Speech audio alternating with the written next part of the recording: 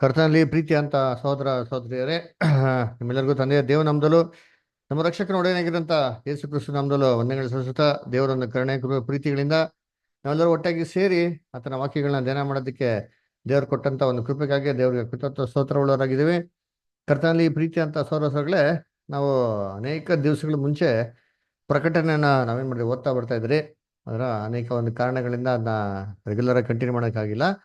So ಇವಾಗ ನಾವು last time ಎಲ್ಲಿ ನಿಲ್ಸಿದ್ರು ಅದನ್ನ ನಾವ್ ಏನ್ ಮಾಡೋಣ, ಕಂಟಿನ್ಯೂ ಮಾಡೋಣ. ಸೊ ಲಾಸ್ಟ್ ಟೈಮ್ ನಾವ್ ಏನಪ್ಪಾ ನೋಡಿದ್ದು ಅಂತ ನೋಡ್ಬೇಕಾದ್ರೆ, ಕರ್ತನಲ್ಲಿ ಪ್ರೀತಿ ಅಂತ ಸಹೋದರಗಳೇ, ಪ್ರಕಟಣೆ 21ನೇ ಅಧ್ಯಾಯದಲ್ಲಿ ನಾವೇನ್ ಮಾಡಿದ್ರಿ, ಓದ್ತಾ ಬಂದ್ರಿ. ಅದರ 10ನೇ ವಾಕ್ಯದವರೆಗೂ ನಾವ್ ಏನ್ ಮಾಡಿದ್ರಿ, ನಾವು ಸ್ಟಡಿ ಮಾಡಿದ್ರಿ. ಅದರ ಇವತ್ತೇನ್ ಮಾಡೋಣ 10ನೇ ವಾಕ್ಯದಿಂದ ಹಿಡ್ದು 17ನೇ ವಾಕ್ಯದವರೆಗೂ ನಾವೇನ್ ಮಾಡೋಣ ಅಂದ್ರೆ ಮುಂದಕ್ಕೆ ಇವತ್ತೇನ್ ಮಾಡೋಣ ನೋಡೋಣ. ಅದರ ಅದಕ್ಕೆ ನೋಡ್ಬೇಕಾದ್ರೆ ಕರ್ತನಲ್ಲಿ ಪ್ರೀತಿ ಅಂತ ಸಹೋದರಗಳೇ, ಈ ಒಂದು 21ನೇ ವಾಕ್ಯದಲ್ಲಿ ತುಂಬಾ ಪ್ರಮುಖವಾಗಿರೋಂಥ ವಿಚಾರಗಳು, ಮುಖ್ಯವಾಗಿ ದೇವರಾಜ್ಯ ಭೂಲೋಕದಲ್ಲಿ ಸ್ಥಾಪನೆ ಆಗ್ಬೇಕಾದ್ರೆ ಹೆಂಗೆಲ್ಲ ಇರ್ತದೆ, ಏನೆಲ್ಲ ಕಾರ್ಯಗಳು ನಡೀತಾರೆ ಅಂತ ಅಂದ್ಬಿಟ್ಟು ಅದನ್ನ ಒಂದು ಪಿಕ್ಟೋರಿಯಲ್ ರೆಪ್ರೆಸೆಂಟೇಷನ್ ಆಗಿ ದೇವರು ನಮಗೆ ಈ ಪ್ರಕಟಣೆ 21ನೇ ಅಧ್ಯಾಯದಲ್ಲಿ ಕೊಟ್ಟಿದ್ದು ನಾವೇನ್ ಮಾಡೋದು, ನಾವು ಚೆನ್ನಾಗಿ ಗಮನಿಸ್ಬೋದು.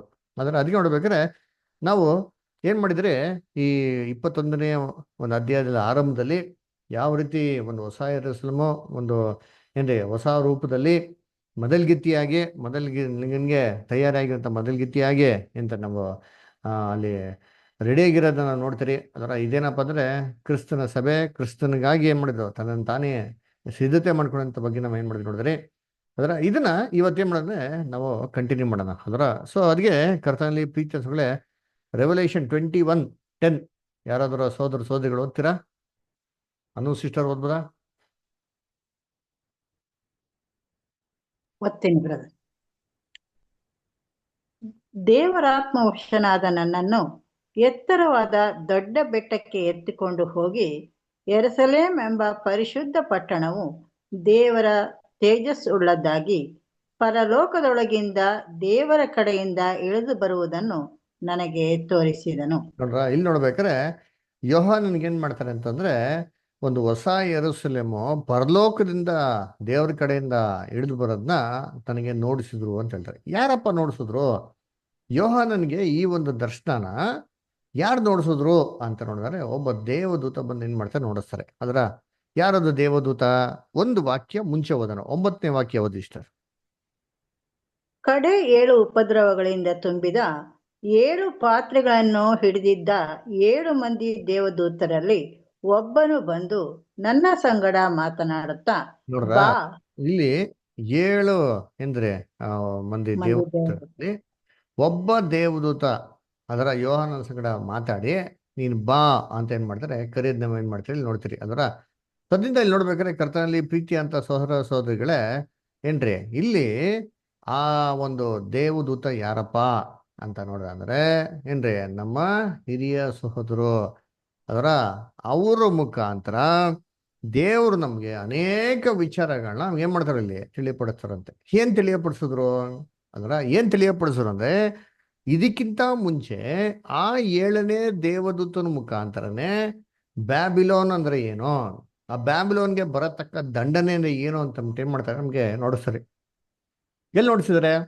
ಪ್ರಕಟಣೆ 17ನೇ ಅಧ್ಯಾಯ 1-3 ಓದ್ರಿಂತೀರಿ. Revolution 17 chapter verses 1, 2 and 3. 7 ಪಾತ್ರೆಗಳನ್ನು ಹಿಡಿದಿದ್ದ 7 ಮಂದಿ ದೇವದೂತರಲ್ಲಿ ಒಬ್ಬನು ಬಂದು ನನ್ನ ಸಂಗಡ ಅದೇ ಮಾತು, ಅದೇ ತರ 7 ಮಂದಿ ದೇವದೂತರಲ್ಲಿ ಒಬ್ಬನು ತನ್ನ ಕೈನಲ್ಲಿ ಕಳಸ ಪಾತ್ರೆ ಹಿಡಿದಲ್ಲ, ಅವರು ಬಂದು ಯೋಹಾನನ ಸಂಗಡ ಮಾತಾಡ್ತಾರೆ. Same angel. ಅದರ ಸರಿ, ಬಂದು ಏನ್ ಮಾತಾಡ್ತಾರೆ, ಕಂಟಿನ್ಯೂ ಮಾಡಿ ಇಷ್ಟ. ಬಾ, ಬಹಳ ನೀರುಗಳ ಮೇಲೆ ವಾಸಿಸಿರುವ ಮಹಾಜಾರ ಸ್ತ್ರೀಗೆ ಬರುವ ದಂಡನೆಯನ್ನು ನಿನಗೆ ತೋರಿಸುತ್ತೇನೆ. ಅವಳೊಂದಿಗೆ ಭೂರಾಜರು ಜಾರತ್ವ ಮಾಡಿದರು ಮತ್ತು ಭೂನಿವಾಸಿಗಳು ಅವರ ಜಾರತ್ವವೆಂಬ ದ್ರಾಕ್ಷಾರಸವನ್ನು ಕುಡಿದು ಮತ್ತರಾದರು ಎಂದು ಹೇಳಿದನು. ನೋಡ್ರ, ಬಾ ನಿನಗೆ ಏನಪ್ಪ ನೋಡ್ತೀನಿ ಅಂತಂದ್ರೆ, ಭೂರಾಜರು ಏನ್ರಿ ಜಾರತ್ವ ಮಾಡುದಲ್ಲ, ಮಹಾಜಾರಸ್ತ್ರೀ ಅಂದ್ರೆ ಯಾರಪ್ಪ? ಸಮುದ್ರ ಮೇಲೆ ವಾಸ ಮಾಡೋಂಥ ಒಂದು ಮಹಾಜಾರಸ್ತ್ರೀ ಯಾರು ಅಂತ ನಿಮ್ಗೆ ನೋಡಿಸ್ತೀನಿ ಬಾ ಅಂತ ಹೇಳ್ತಾರೆ ಅಲ್ರ. ನೋಡಿ, ಈ ದೇವದೂತ ಬಂದು ಏನ್ರಿ ಈ ಒಂದು ಜಾರಸ್ತ್ರೀ ಯಾರು ಅಂತ ನೋಡ್ಸೋ ತನಕ ಕ್ರೈಸ್ತವರಿಗೆ ಜಾರಸ್ತ್ರೀ ಅಂದ್ರೆ ಯಾರು ಅಂತ ಏನಾಗ್ತಾರಲ್ಲ ಗೊತ್ತಿರ್ತಾ ಇಲ್ಲ ರೀ. ಯಾಕಂದ್ರೆ ಅಲ್ಲಿವರೆಗೆಲ್ಲ ಏನ್ ತಿಳ್ಕೊಂಡಿದ್ರು ಅಂತಂದ್ರೆ ಈ ಲೋಕದರಂತ ಎಲ್ಲಾ ಸಭೆಗಳು ಅದೇ ಸತ್ಯ ಸಭೆ ಅಂತ ಏನ್ ಮಾಡಿದ್ರು ಅಲ್ಲೇ ತಿಳ್ಕೊಂಡಿದ್ರು ಅದರ. ಸೊ ಸತ್ಯಾಂಶಗಳು ಮರೆಯಾಗಿತ್ತು. ಇಡೀ ಸತ್ಯ ಸಭೆ ಆಕ್ಚುಲಿ ಎಲ್ಲಪ್ಪ ಇತ್ತು ಅಂದ್ರೆ ಈ ಜಾರಸ್ತ್ರೀ ನಡುವೆ ಏನಾಗಿತ್ತಂತೆ, ಈ ಜಾರಸ್ತ್ರೀ ಅಲ್ಲೇ ವಾಸ ಮಾಡ್ತಿದ್ರು. ಅದಕ್ಕೆ ನೋಡ್ಬೇಕಾರೆ ಏನ್ ಹೇಳ್ತಾರೆ ಆ ದೂತ ಬಂದ್ಬಿಟ್ಟು, ಬಾ ನೀನ್ ನನ್ನ ಸಂಗಡ ಬಾ. ಎಲ್ಲಿಗ್ ಬಾ ಅಲ್ವರ, ಆ ಜಾರಸ್ತ್ರೀ ಕೂತಿದ್ದಲ್ಲ ಸ್ಥಳ, ಆ ಮಹಾ ನೀರುಗಳನ್ನ ವಾಸ ಮಾಡ್ತಿಲ್ಲ ಸ್ತ್ರೀ, ಆ ಸ್ತ್ರೀನ ಕಂಡಿಡಿಬೇಕು ಅಂದ್ರೆ ನೀನ್ ದೂರ ಬಾ, ಫಸ್ಟ್ ಅವಳನ್ನ ಬಿಟ್ಟು ಹೊರಗಡೆ ಬಾ. ಅವಳು ಇನ್ನು ಸ್ವಲ್ಪ ದೂರ ಬಂದ್ರೇನೆ ದೂರದಿಂದಾನೇ ಆ ಸ್ತ್ರೀ ಏನಾಗದ್ ನಿನ್ಗೆ ನಿಮ್ಗೆ ಗೋಚರ ಆಗೋದಿಕ್ ಸಾಧ್ಯ, ಅರ್ಥ ಮಾಡ್ಕೊಳಕ್ ಸಾಧ್ಯ, ಆ ಸ್ತ್ರೀ ಯಾರು ಅಂತ ನಿಮ್ಗೆ ಗೊತ್ತಾಗೋದಿಕ್ ಸಾಧ್ಯ ಅಂತ ಏನ್ ಮಾಡ್ತಾ ಹೇಳ್ತಾರೆ. ಸೊ ನೋಡ್ಬೇಕಾದ್ರೆ ಕರ್ತನಲ್ಲಿ ಪ್ರೀತಿ ಅಂತ ಸ್ವರಗಳೇ, ಈ ಒಬ್ಬ ದೇವದೂತನ ಮುಖಾಂತರನೇ ದೇವ್ರು ನಮ್ಗೆ ಜಾರ ಸ್ತ್ರೀ ಅಂದ್ರೆ ಏನೋ ಆಂಟಿ ಕ್ರೈಸ್ಟ್ ಸಿಸ್ಟಮ್ ಅನ್ನ ಯಾವ್ದೋ ದ ಕರಪ್ಟ್ ರಿಲಿಜಿಯಸ್ ಸಿಸ್ಟಮ್, ಲೋಕದಲ್ಲಿರೋಂಥ ಎಲ್ಲಾ ಒಂದು ಸುಳ್ಳು ಸಭೆಗಳು ಆದ್ರೆ ಕ್ರಿಸ್ತ ವಿರೋಧಿ ಅಂತಂದ್ಬಿಟ್ಟು ನಮ್ಗೆ ಹೇಳ್ಕೊಟ್ಟರೆ ಯಾರಪ್ಪ ಅಂತಂದ್ರೆ ಈ ಒಂದು ಹಿರಿಯ ಸೋದರು ಅಲ್ವ. ಅದು ನೋಡ್ಬೇಕಾದ್ರೆ 666 ನಮ್ಗೆ ಗೊತ್ತಿತ್ತಾ? ಎಲ್ಲರೂ ಏನ್ ತಿಳ್ಕೊಂಡಿದ್ರಿ? 666 ಅಂದ್ರೆ ಆಂಟಿಕೇಸ್ಟ್ ಅಂತ ಒಬ್ಬ ವ್ಯಕ್ತಿ ಬರ್ತಾನೆ, ಅವನೇನ್ ಮಾಡ್ತಾನೆ, ಎಲ್ಲರಿಗೂ ಮುದ್ರೆ ಹೊಡಿತಾನೆ ಕೈ ಮೇಲೆ ನೆತ್ತಿ ಮೇಲೆ ಅಂತ ನೇರವಾಗಿ ತಿಳ್ಕೊಂಡಿದ್ರಿ. ಆದ್ರೆ ಈ ಒಬ್ಬ ಸಹೋದರನ ಮುಖಾಂತರ ಆಂಟಿ ಕ್ರೈಸ್ಟ್ ಯಾರಪ್ಪ ಅಂತಂದ್ರೆ ಏನ್ರಿ, ಕ್ರೈಸ್ತವರಾಗಿ ಕ್ರೈಸ್ತನ ಹೆಸರನ್ನ ದುರುಪಯೋಗ ಪಡಿಸ್ಕೊಂಡು ಏನ್ರಿ ಆ ಸತ್ಯನ ವಿರುದ್ಧವಾಗಿ ನಿಂತ್ಕೊಂಡಂತ ಒಂದು ಕ್ರೈಸ್ತವರಿಗೆ ಆಂಟಿ ಕ್ರೈಸ್ಟ್ ಅಂತ ಹೇಳ್ತಾರೆ ಅಂತ ಬೈಬಲ್ ನಮಗೇನಾಗಿದೆ ಸತ್ಯಾರ್ಥಗಳು ಆಮೇಲೆ ನಮಗೆ ಗೊತ್ತಾಗಿದ್ದು. ಹಂಗಾರೆ ಈ ದೇವದೂತನೇ ಇವಾಗ ಪ್ರಕಟಣೆ 21ನೇದಲ್ಲಿ ಬಂದ್ಬಿಟ್ಟು ಏನ್ ಹೇಳ್ತಾರೆ, ನಿಜವಾದ ಒಂದು ಏನ್ರಿ ಸಭೆ ಅಂದ್ರೆ ಯಾರಪ್ಪ ಅದನ್ನ ನೋಡಿಸ್ತೀನಿ ಬಾ ಅಂತ ಹೇಳ್ತಾರೆ. ಹಂಗ ಏನೋ ನಿಜವಾದ ಸಭೆ ಯಾರು ನೋಡ್ತೀನಿ ಬಾ ಅಂತ ಏನರ್ಥ, ಅವ್ರ ಕ್ಯಾರೆಕ್ಟರ್ ಏನೋ, ಅದರ ಅವ್ರ ಫೀಚರ್ಸ್ ಏನೋ, ನಿಜವಾದ ಕ್ರಿಸ್ತನ ಮೊದಲ್ಗಿತ್ತಿ ಆಗ್ಬೇಕು ಅಂದ್ರೆ ಏನೆಲ್ಲಪ್ಪ ಇರಬೇಕು ಅದನ್ನ ನೋಡಿಸ್ತೀನಿ ಬಾ ಅಂತ ಹೇಳ್ತಾ ಇದ್ರೆ. ಸರಿ, ಇದು ನೋಡೋದಿಕ್ಕೆ ಏನ್ ಹೇಳ್ತಾರೆ ಅಂತಂದ್ರೆ, ನೀ ಎಲ್ಲಿಗೆ ಕೊಂಡೋಗ್ತಾರೆ ಅಂತ ನೋಡಿದ್ರೆ ಕರ್ತನಲ್ಲಿ ಪ್ರೀತಿ ಅಂತ ಹೊರಗಡೆ ಏನ್ರಿ ದೊಡ್ಡ ಬೆಟ್ಟಕ್ಕೆ ಏನ್ ಮಾಡ್ತಾರೆ ಕರ್ಕೊಂಡು ಹೋಗ್ತಾರಂತೆ. ಇವಾಗ ನೀವ್ ಹೇಳ್ರಿ, ಬೆಟ್ಟ ಅಂದ್ರೆ ಬೈಬಲ್ ಅಲ್ಲಿ ಏನರ್ಥ, ಆತ್ಮಿಕ ಅರ್ಥ ಏನು ಬೆಟ್ಟ ಅಂದ್ರೆ? ದೇವರ ರಾಜ್ಯ ಅಲ್ವರ, ವೆರಿ ಗುಡ್. Yeah. ಬೆಟ್ಟ ಅಂತಂದ್ರೆ ರಾಜ್ಯ ಅಲ್ವರ. ಬೈಬಲ್ ಅಂತ ಆತ್ಮಿಕ ಅರ್ಥ ಬೆಟ್ಟ ಅಂತಂದ್ರೆ ರಾಜ್ಯ. ಅದಕ್ಕೆ ದಾನಿಯಲ್ 2ನೇ ಅಧ್ಯಾಯ 44ನೇ ವಾಕ್ಯದಲ್ಲಿ ಏನ್ ನೋಡ್ತೀರಿ, ಯಾವ ಮನುಷ್ಯನು ಕೈ ಮುಡ್ದಿರಂತ ಒಂದು ಕಲ್ಲು ದಿಢೀರ್ ಅಂತ ಬಂದ್ ಏನ್ ಮಾಡ್ತೋ ಆ ಶಿಲೆಗೆ ಹೊಡಿತೋ, ಪುಡಿ ಪುಡಿ ಮಾಡ್ತೋ, ಆಮೇಲೆ ಆ ಒಂದು ಬಂಡೆ ಕಲ್ಲು ನಿಧಾನವಾಗಿ ಬೆಳೆದು ಬೆಳೆದು ಬೆಳೆದು ದೊಡ್ಡ ಏನಾಯ್ತಂತ ಅಲ್ಲಿ ಪರ್ವತ ಆಯ್ತು, ಇಡೀ ಭೂಮಂಡಲನೇ ಆವರಿಸ್ಕೊಂತ ಪರ್ವತ ಆಯ್ತು ಅಂತ ಹೇಳ್ತಾರೆ. ಅದು ದಾನಿಯಲ್ಲಿ ಏನ್ ಹೇಳ್ತಾರೆ ಅಂತಂದ್ರೆ, ಈ ಇಂಟರ್ಪ್ರಿಟೇಷನ್ ಕೊಡ್ಬೇಕಾರೆ, ಅರ್ಥನ ಹೇಳ್ಬೇಕಾರೆ, ಈ ರಾಜರ ದಿನದಲ್ಲಿ ಪರಲೋಕದ ದೇವರು ತನ್ನ ಒಂದು ರಾಜ್ಯವನ್ನು ಭೂಲೋಕದಲ್ಲಿ ಏನ್ ಮಾಡ್ತಾರೆ ಸ್ಥಾಪನೆ ಮಾಡ್ತಾರೆ, ಎಲ್ಲವನ್ನು ನಾಶ ಮಾಡಿ ತಾನು ಸ್ಥಿರವಾಗಿ ಏನ್ ಮಾಡ್ತಾರೆ ನಿಲ್ತಾರೆ ಅಂತ ಹೇಳ್ತಾರೆ. ಅಂದ್ರೆ ಬೈಬಲ್ ಅಲ್ಲಿ ಬೆಟ್ಟ ಅಂತಂದ್ರೆ ದೇವರ ರಾಜ್ಯ. ಅಂದ್ರೆ ಆ ಒಂದು ಈ ಬ್ಯಾಬಿಲೋನ್ ಅಂದ್ರೆ ಏನು ಅಂದ್ರೆ ನಿಜವಾದ ಕ್ರಿಸ್ತನ ಒಂದು ಏನ್ರಿ ಚಿಕ್ಕ ಹಿಂಡು ಅಂದ್ರೆ ಯಾರೋ ಅಂತ ಕಂಡುಹಿಡಿಬೇಕು ಅಂತಂದ್ರೆ ನಾವೇನ್ ಮಾಡ್ಬೇಕಪ್ಪ ಅಂತಂದ್ರೆ ಫಸ್ಟ್ ಬ್ಯಾಬಿಲೋನ್ನ ಬಿಡ್ಬೇಕ್ರಿ. ಬ್ಯಾಬಿಲೋನ್ ಎತ್ಕೊಂಡು ಏನ್ರಿ ಅದು ಅಯ್ಯೋ ಅದು ನಿಜವಾದ ಸಭೆನಾ ಸುಳ್ಳು ಸಭೆನಾ ಅಂತ ನಾವು ಕಂಡಿಡಿಕ್ ಆಗಲ್ಲ ರೀ. ಅಂದ್ರೆ ಆ ಸುಳ್ಳು ಸಭೆ ಅಂತ ನಮ್ಗೆ ರೆಕಗ್ನೈಸ್ ಆಗ್ಬೇಕು, ನಮಗೆ ಗುರ್ತಿಡ್ಬೇಕು, ನಮಗೆ ಗೊತ್ತಾಗ್ಬೇಕು. ಅದರಿಂದ ಬಿಟ್ಟು ಹೊರಗಡೆ ಬಂದವಾಗೇನೆ ನಮಗೇನಾಗೋದು ಅದು ಆಕ್ಚುಲ್ ಆಗಿರೋ ಕಂಡೀಷನ್, ಓ ಹೌದಪ್ಪ ಇದು ನಿಜವಾದ ಸುಳ್ಳು ಅಂತ ಗೊತ್ತಾಗೋದು. ಆಮೇಲೆ ನಿಜವಾದ ಒಂದು ಸಭೆನ ಅಲ್ಲರ ನಿಜವಾದ ಮೊದಲ್ಗಿತ್ತಿ ಯಾರಪ್ಪ ಅಂತ ಕಂಡುಹಿಡಿಬೇಕು ಅಂತಂದ್ರೆ ಎತ್ತರವಾದ ಬೆಟ್ಟಕ್ಕೆ ನಾವು ಹೋಗ್ಬೇಕು. ಅಂದ್ರೆ ಇವಾಗ ನಾವಿರೋದು ಯಾವ ಒಂದು ಸಂದರ್ಭದಲ್ಲಿ ಅಂದ್ರೆ 1874ನೇ ಇಸ್ವಿಯ ನಂತರ ಇದ್ರಿ ಅಂದ್ರೆ ನಾವಿರೋಂಥ ಸ್ಟೇಜ್ ಎಂತ ಸ್ಟೇಜ್ ಅಪ್ಪ ಅಂತಂದ್ರೆ ದೇವರ ರಾಜ್ಯ ಭೂಲೋಕದಲ್ಲಿ ಅತಿ ಶೀಘ್ರದಲ್ಲಿ ಸ್ಥಾಪನೆ ಆಗೋ ಸ್ಟೇಜ್ ಅಲ್ಲಿ ಇದ್ರಿ. ಯೇಸು ಕ್ರಿಸ್ತು ಆಲ್ರೆಡಿ 2ನೇ ಬರಿಕೆಯಲ್ಲಿ ಬಂದು ಭೂಲೋಕ ತನ್ನ ರಾಜ್ಯನ ಸ್ಥಾಪನೆ ಮಾಡೋ ಸ್ಟೇಜಲ್ಲಿ ಏನಾಗಿದ್ ನಾವು ಇವತ್ತಿದ್ದೀರಿ ಅಲ್ವರ. ಅದಕ್ಕೆ ನೋಡ್ಬೇಕಾದ್ರೆ ಈ ಒಂದು ಬೆಟ್ಟದ ಮೇಲೆ ರಾಜ್ಯದ ದೃಷ್ಟಿಕೋನದಿಂದ ನೋಡಿದ್ರೇನೆ ನಮಗೆ ನಿಜವಾದ ಮೊದಲ್ಗಿತ್ತಿ ಯಾರಪ್ಪ ಅಲ್ವರ, ಆ ಒಂದು ಪರಲೋಕದಿಂದ ಹೊಸ ಇರೋಸ್ ಹೇಳ್ತಾ ಬಂತದಲ್ಲ ಅದ್ಯಾರು ಅಂತ ನಮಗೆ ಗೊತ್ತಾಗೋದಕ್ಕೆ ಸಾಧ್ಯ. ಆಮೇಲೆ ಯೋಹಾನ ಏನ್ ಹೇಳ್ತಾ ಅಂದ್ರೆ ಇದನ್ನ ಹೆಂಗಪ್ಪ ನೋಡಿದ್ರು ಅಂತಂದ್ರೆ ದೇವರಾತ್ಮ ವಶನಾಗಿ, ಅದರ ದೇವರಾತ್ಮ ವಶನಾದ ನನ್ನನ್ನು ಎತ್ತರವಾದಂತ ಬೆಟ್ಟಕ್ಕೆ ಏನ್ ಮಾಡಿದ್ರು ಎತ್ತಿಕೊಂಡು ಹೋದ್ರು ಅಂತ ಹೇಳ್ತಾರೆ. ಹಾಗೆ ದೇವರ ಆತ್ಮ ವಶವಾಗಿ ಅದೇನರ್ಥ ಅಂದ್ರೆ ಇದು ಲಿಟ್ರಲ್ ಆಗಿ ಏನ್ ಮಾಡಕ್ ಹೋಗಿಲ್ಲ, ಇದನ್ನ ನೋಡ್ಸಕ್ಕೆ ಹೋಗಿಲ್ಲ. ಎತ್ತರವಾಗಿ ಬೆಟ್ಟಕ್ಕೆ ಹೋಗ್ಬಿಟ್ಟು ಅಲ್ಲಿ ನಿಂತ್ಕೊಂಡು ನೋಡೋಕೆ ಕಾಣಿಸ್ತದ ಅಂತಂದ್ರೆ ಇಲ್ಲ ರೀ.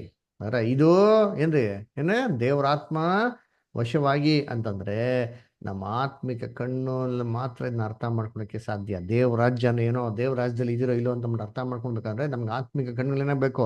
ನಮ್ಮ ಕಣ್ಣು ದೃಷ್ಟಿಯಲ್ಲಿ ನೋಡ್ರೆ ಏನ್ರಿ ನೇರವಾಗಿರೋ ಕಣ್ಣು ದೃಷ್ಟಿಯಲ್ಲಿ ನೋಡ್ರಿ ನಮ್ಮ ಕಣ್ಣು ಮುಂದೆ ಸಾಕ್ಷಿಗಳೇನಾಗಲ್ಲ, ಅದು ಕಣ್ಣಿಗೆ ರೀತಿಯಲ್ಲಿ ಗೊತ್ತಾಗೋ ರೀತಿಯಲ್ಲಿ ನಮಗೆ ಸಿಕ್ಕಲ್ಲ. ಉದಾಹರಣೆಗೆ ದೇವರಾಜ್ಯನಲ್ಲಿ ಎದುರು ನೋಡೋದು ನಾವೇನ್ ನೋಡ್ತೀರಿ? ಸಿಂಹ ಏನ್ ತಿನ್ಬೇಕು? ಹುಲ್ ತಿನ್ಬೇಕು. ಸೈತಾನ ಏನಾಗಬೇಕು? ಕಟ್ಟಾಕ್ಬಿಡ್ಬೇಕು. ಎಲ್ಲಾರ್ಗೂ ಸ್ವಂತ ಮನೆ ಇರ್ಬೇಕು, ಯಾರಿಗೂ ಕಾಯಿಲೆ ಇರ್ಬಾರ್ದು, ಯುದ್ಧಾಭ್ಯಾಸನೇ ಇರ್ಬಾರ್ದು. ಇದು ದೇವರಾಜ್ಯ, ಖಂಡಿತವಾಗ ಅದು ದೇವರಾಜ್ಯನೇ. ಆದ್ರೆ ಆ ದೇವರಾಜ್ಯ ಸ್ಥಾಪನೆ ಆಗೋದಕ್ಕಿಂತ ಮುಂಚೆ, ಅದು ಭೂಲೋಕ ಸ್ಥಾಪನೆ ಆಗೋದಕ್ಕಿಂತ ಮುಂಚೆ ಇನ್ನೊಂದು ಒಂದು ಸ್ಟೇಜ್ ಇದೆಯಲ್ಲ, ಅಂದ್ರೆ ಆ ಸ್ಟೇಜ್ ಕೂಡ ಅದು ದೇವರಾಜ್ಯದ ಸ್ಟೇಜ್ ರೀ. ಅದೇ ಅದಪ್ಪ ಅಂದ್ರೆ ಇದೆ invisible establishment of Christ Kingdom since 1874. 1874 ಇಸ್ವಿಯಿಂದ ಕ್ರಿಸ್ತನು ತನ್ನ ರಾಜ್ಯವನ್ನು ಭೂಲೋಕದಲ್ಲಿ ಕಣ್ಣಿಗೆ ಕಾಣದ್ರೆ ಅಂತ ಏನ್ ಮಾಡ್ತಾರೆ? ಫಸ್ಟ್ ಅವರು ಎಲ್ಲ ಸಿದ್ಧತೆ ಮಾಡ್ಕೊಂಡು ಸ್ಥಾಪನೆ ಮಾಡ್ತಾ ಇದ್ದಾರೆ. ಇದನ್ನ ಅರ್ಥ ಮಾಡ್ಕೋಬೇಕು ಅಂದ್ರೆ ನಾವು ಯಾವ ಒಂದು ಕಣ್ಣಲ್ಲಿ ಮಾತ್ರ ನೋಡೋಕ್ಕೆ ಸಾಧ್ಯ ಅಂತಂದ್ರೆ ಕರ್ತನಲ್ಲಿ ಪ್ರೀತಿ ಆತ್ಮಿಕವಂತ ಕಣ್ಣಲ್ಲಿ ಮಾತ್ರ ನೋಡೋದಕ್ಕೆ ಸಾಧ್ಯ ರೀ. ಅಲ್ರ ಹೇಗೆ ಅಂತಂದ್ರೆ ನೀವೆಲ್ಲ ಯೋಚನೆ ಮಾಡಿರ್ತೀನಿ, ಚೇತನ್ ಏನ್ ಮಾಡ್ತಾನೆ? ಯೇಸು ಕ್ರಿಸ್ತನ್ ಶೋಧನೆ ಕೊಡ್ತಾನೆ. ಅದ್ರ ನೋಡಿ, ಅವ್ನು ಕೊಡಂತ 3ನೇ ಶೋಧನೆ ಹೆಂಗಿತ್ತಂತೆ? ಮ್ಯಾಥ್ಯೂ ಓದ್ಕೊಂಡೆ, Matthew 4th chapter, Matthew 4th chapter 8th verse. ಬಳಿಕ ಸೈತಾನನು ಆತನನ್ನು ಬಹಳ ಎತ್ತರವಾದ ಬೆಟ್ಟಕ್ಕೆ ಕರಕೊಂಡು ಹೋಗಿ ಪ್ರಪಂಚದ ಎಲ್ಲಾ ರಾಜ್ಯಗಳನ್ನು ಅವುಗಳ ವೈಭವವನ್ನು ಆತನಿಗೆ ತೋರಿಸಿ, ನೋಡ್ರ ಏನ್ ಹೇಳ್ತಾರೆ? ಯೇಸು ಕ್ರಿಸ್ತನ ಏನ್ರಿ ಇಡೀ ಭೂಮಿಯಲ್ಲಿರೋಂಥ ಎತ್ತರವಾಗಿರೋಂಥ ಬೆಟ್ಟಕ್ಕೆ ಮಾಡೋದು ಕರ್ಕೊಂಡು ಹೋಗೋರಂತೆ. ಅಲ್ಲಿಂದ ಏನಪ್ಪ ನೋಡ್ಸಂದ್ರೆ ಭೂಲೋಕದಂತೆ ಎಲ್ಲಾ ರಾಜ್ಯವನ್ನ ಏನ್ ಮಾಡೋದು ಅವ್ರು ನೋಡ್ಸೋದಂತೆ. ಅಲ್ರ ಇದೇನಿದು? ಅದರ ಕರ್ತನಲ್ಲಿ ಪ್ರೀತಿ ಅಂತ ಸೌರಸುರಗಳೇ, ಭೂಲೋಕದಲ್ಲಿ ಎತ್ತರವಾಗಿರೋಂಥ ಸ್ಥಳ ಕರ್ಕೊಂಡೋಗಿ ಏನ್ರಿ ಬೆಟ್ಟಕೊಂಡು ಹೋಗ್ಬಿಟ್ಟು ಅಲ್ಲಿಂದ ಎಲ್ಲಾ ರಾಜ್ಯಗಳು ನೋಡ್ತಿದಾರ. ಈ ತರ ಯಾವ್ದಾರ ಬೆಟ್ಟ ಇದೆಯಾ? ಇಡೀ ಲೋಕ ಎಲ್ಲ ಒಂದೇ ಬೆಟ್ಟದಿಂದ ಕಾಣಿಸೋಂಥ ರೀತಿಯಲ್ಲಿ ಯಾವ್ದಾರ ಬೆಟ್ಟ ಇದೆ ಅಂದ್ರೆ ಇಲ್ಲ ರೀ. ಇದು ಮನ ಕಣ್ಗಳಲ್ಲಿ, ಆತ್ಮಿಕ ಕಣ್ಗಳಲ್ಲಿ, ತಿಳುವಳಿಕೆ ಕಣ್ಣಲ್ಲಿ ಅರ್ಥ ಪಡಿಸಿದ್ರು ಕ್ರಿಸ್ತನಿಗೆ.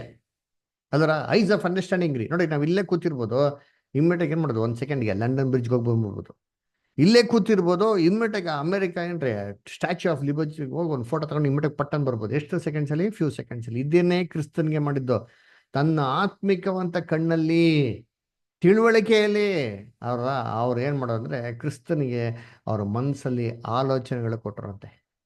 ಇದೇ ರೀತಿ ಯೋಹಾನನ್ಗೆ ಎತ್ತರವಾದ ಬೆಟ್ಟದಲ್ಲಿ ಏನ್ರಿ ಅಲ್ಲಿ ನೋಡ್ತಾರೆ ಅಂತಂದ್ರೆ ಏನ್ರಿ ಧ್ಯಾನ ಪರವಶನಾಗಿ ಅಂತಂದ್ರೆ ಆತ್ಮಿಕ ರೀತಿಯಲ್ಲಿ ದೇವರಾಜ್ಯದ ಬಗ್ಗೆ ಏನ್ ಮಾಡ್ತಾರೆ? ತಿಳಿಸ್ತಾರೆ.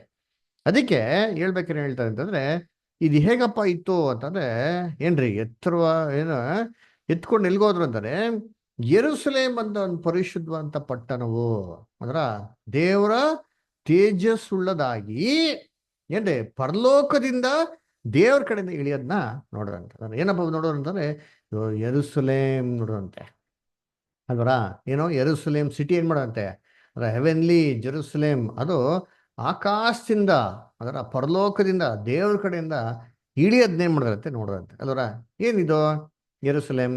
ಅಲ್ಲ ನೋಡಿ, ಇದನ್ನ ಪ್ರಕಟಣೆ 21ನೇ ಅಧ್ಯಾಯ, ಪ್ರಕಟಣೆ 21ನೇ ಅಧ್ಯಾಯದಲ್ಲಿ ದಯವಿಟ್ಟು ಯಾರಾದ್ರೂ 2ನೇ ವಾಕ್ಯ ಓದಿ ನಿಂತ್ರಿ. ಪ್ರಕಟಣೆ 21:2. ಇದಲ್ಲದೆ ಪರಿಶುದ್ಧ ಪಟ್ಟಣವಾದ ಹೊಸ ಯೆರೂಸಲೇಮ್ ಪರಲೋಕದಿಂದ ದೇವರ ಬಳಿಯಿಂದ ಇಳಿದು ಬರುವುದನ್ನು ಕಂಡೆನು.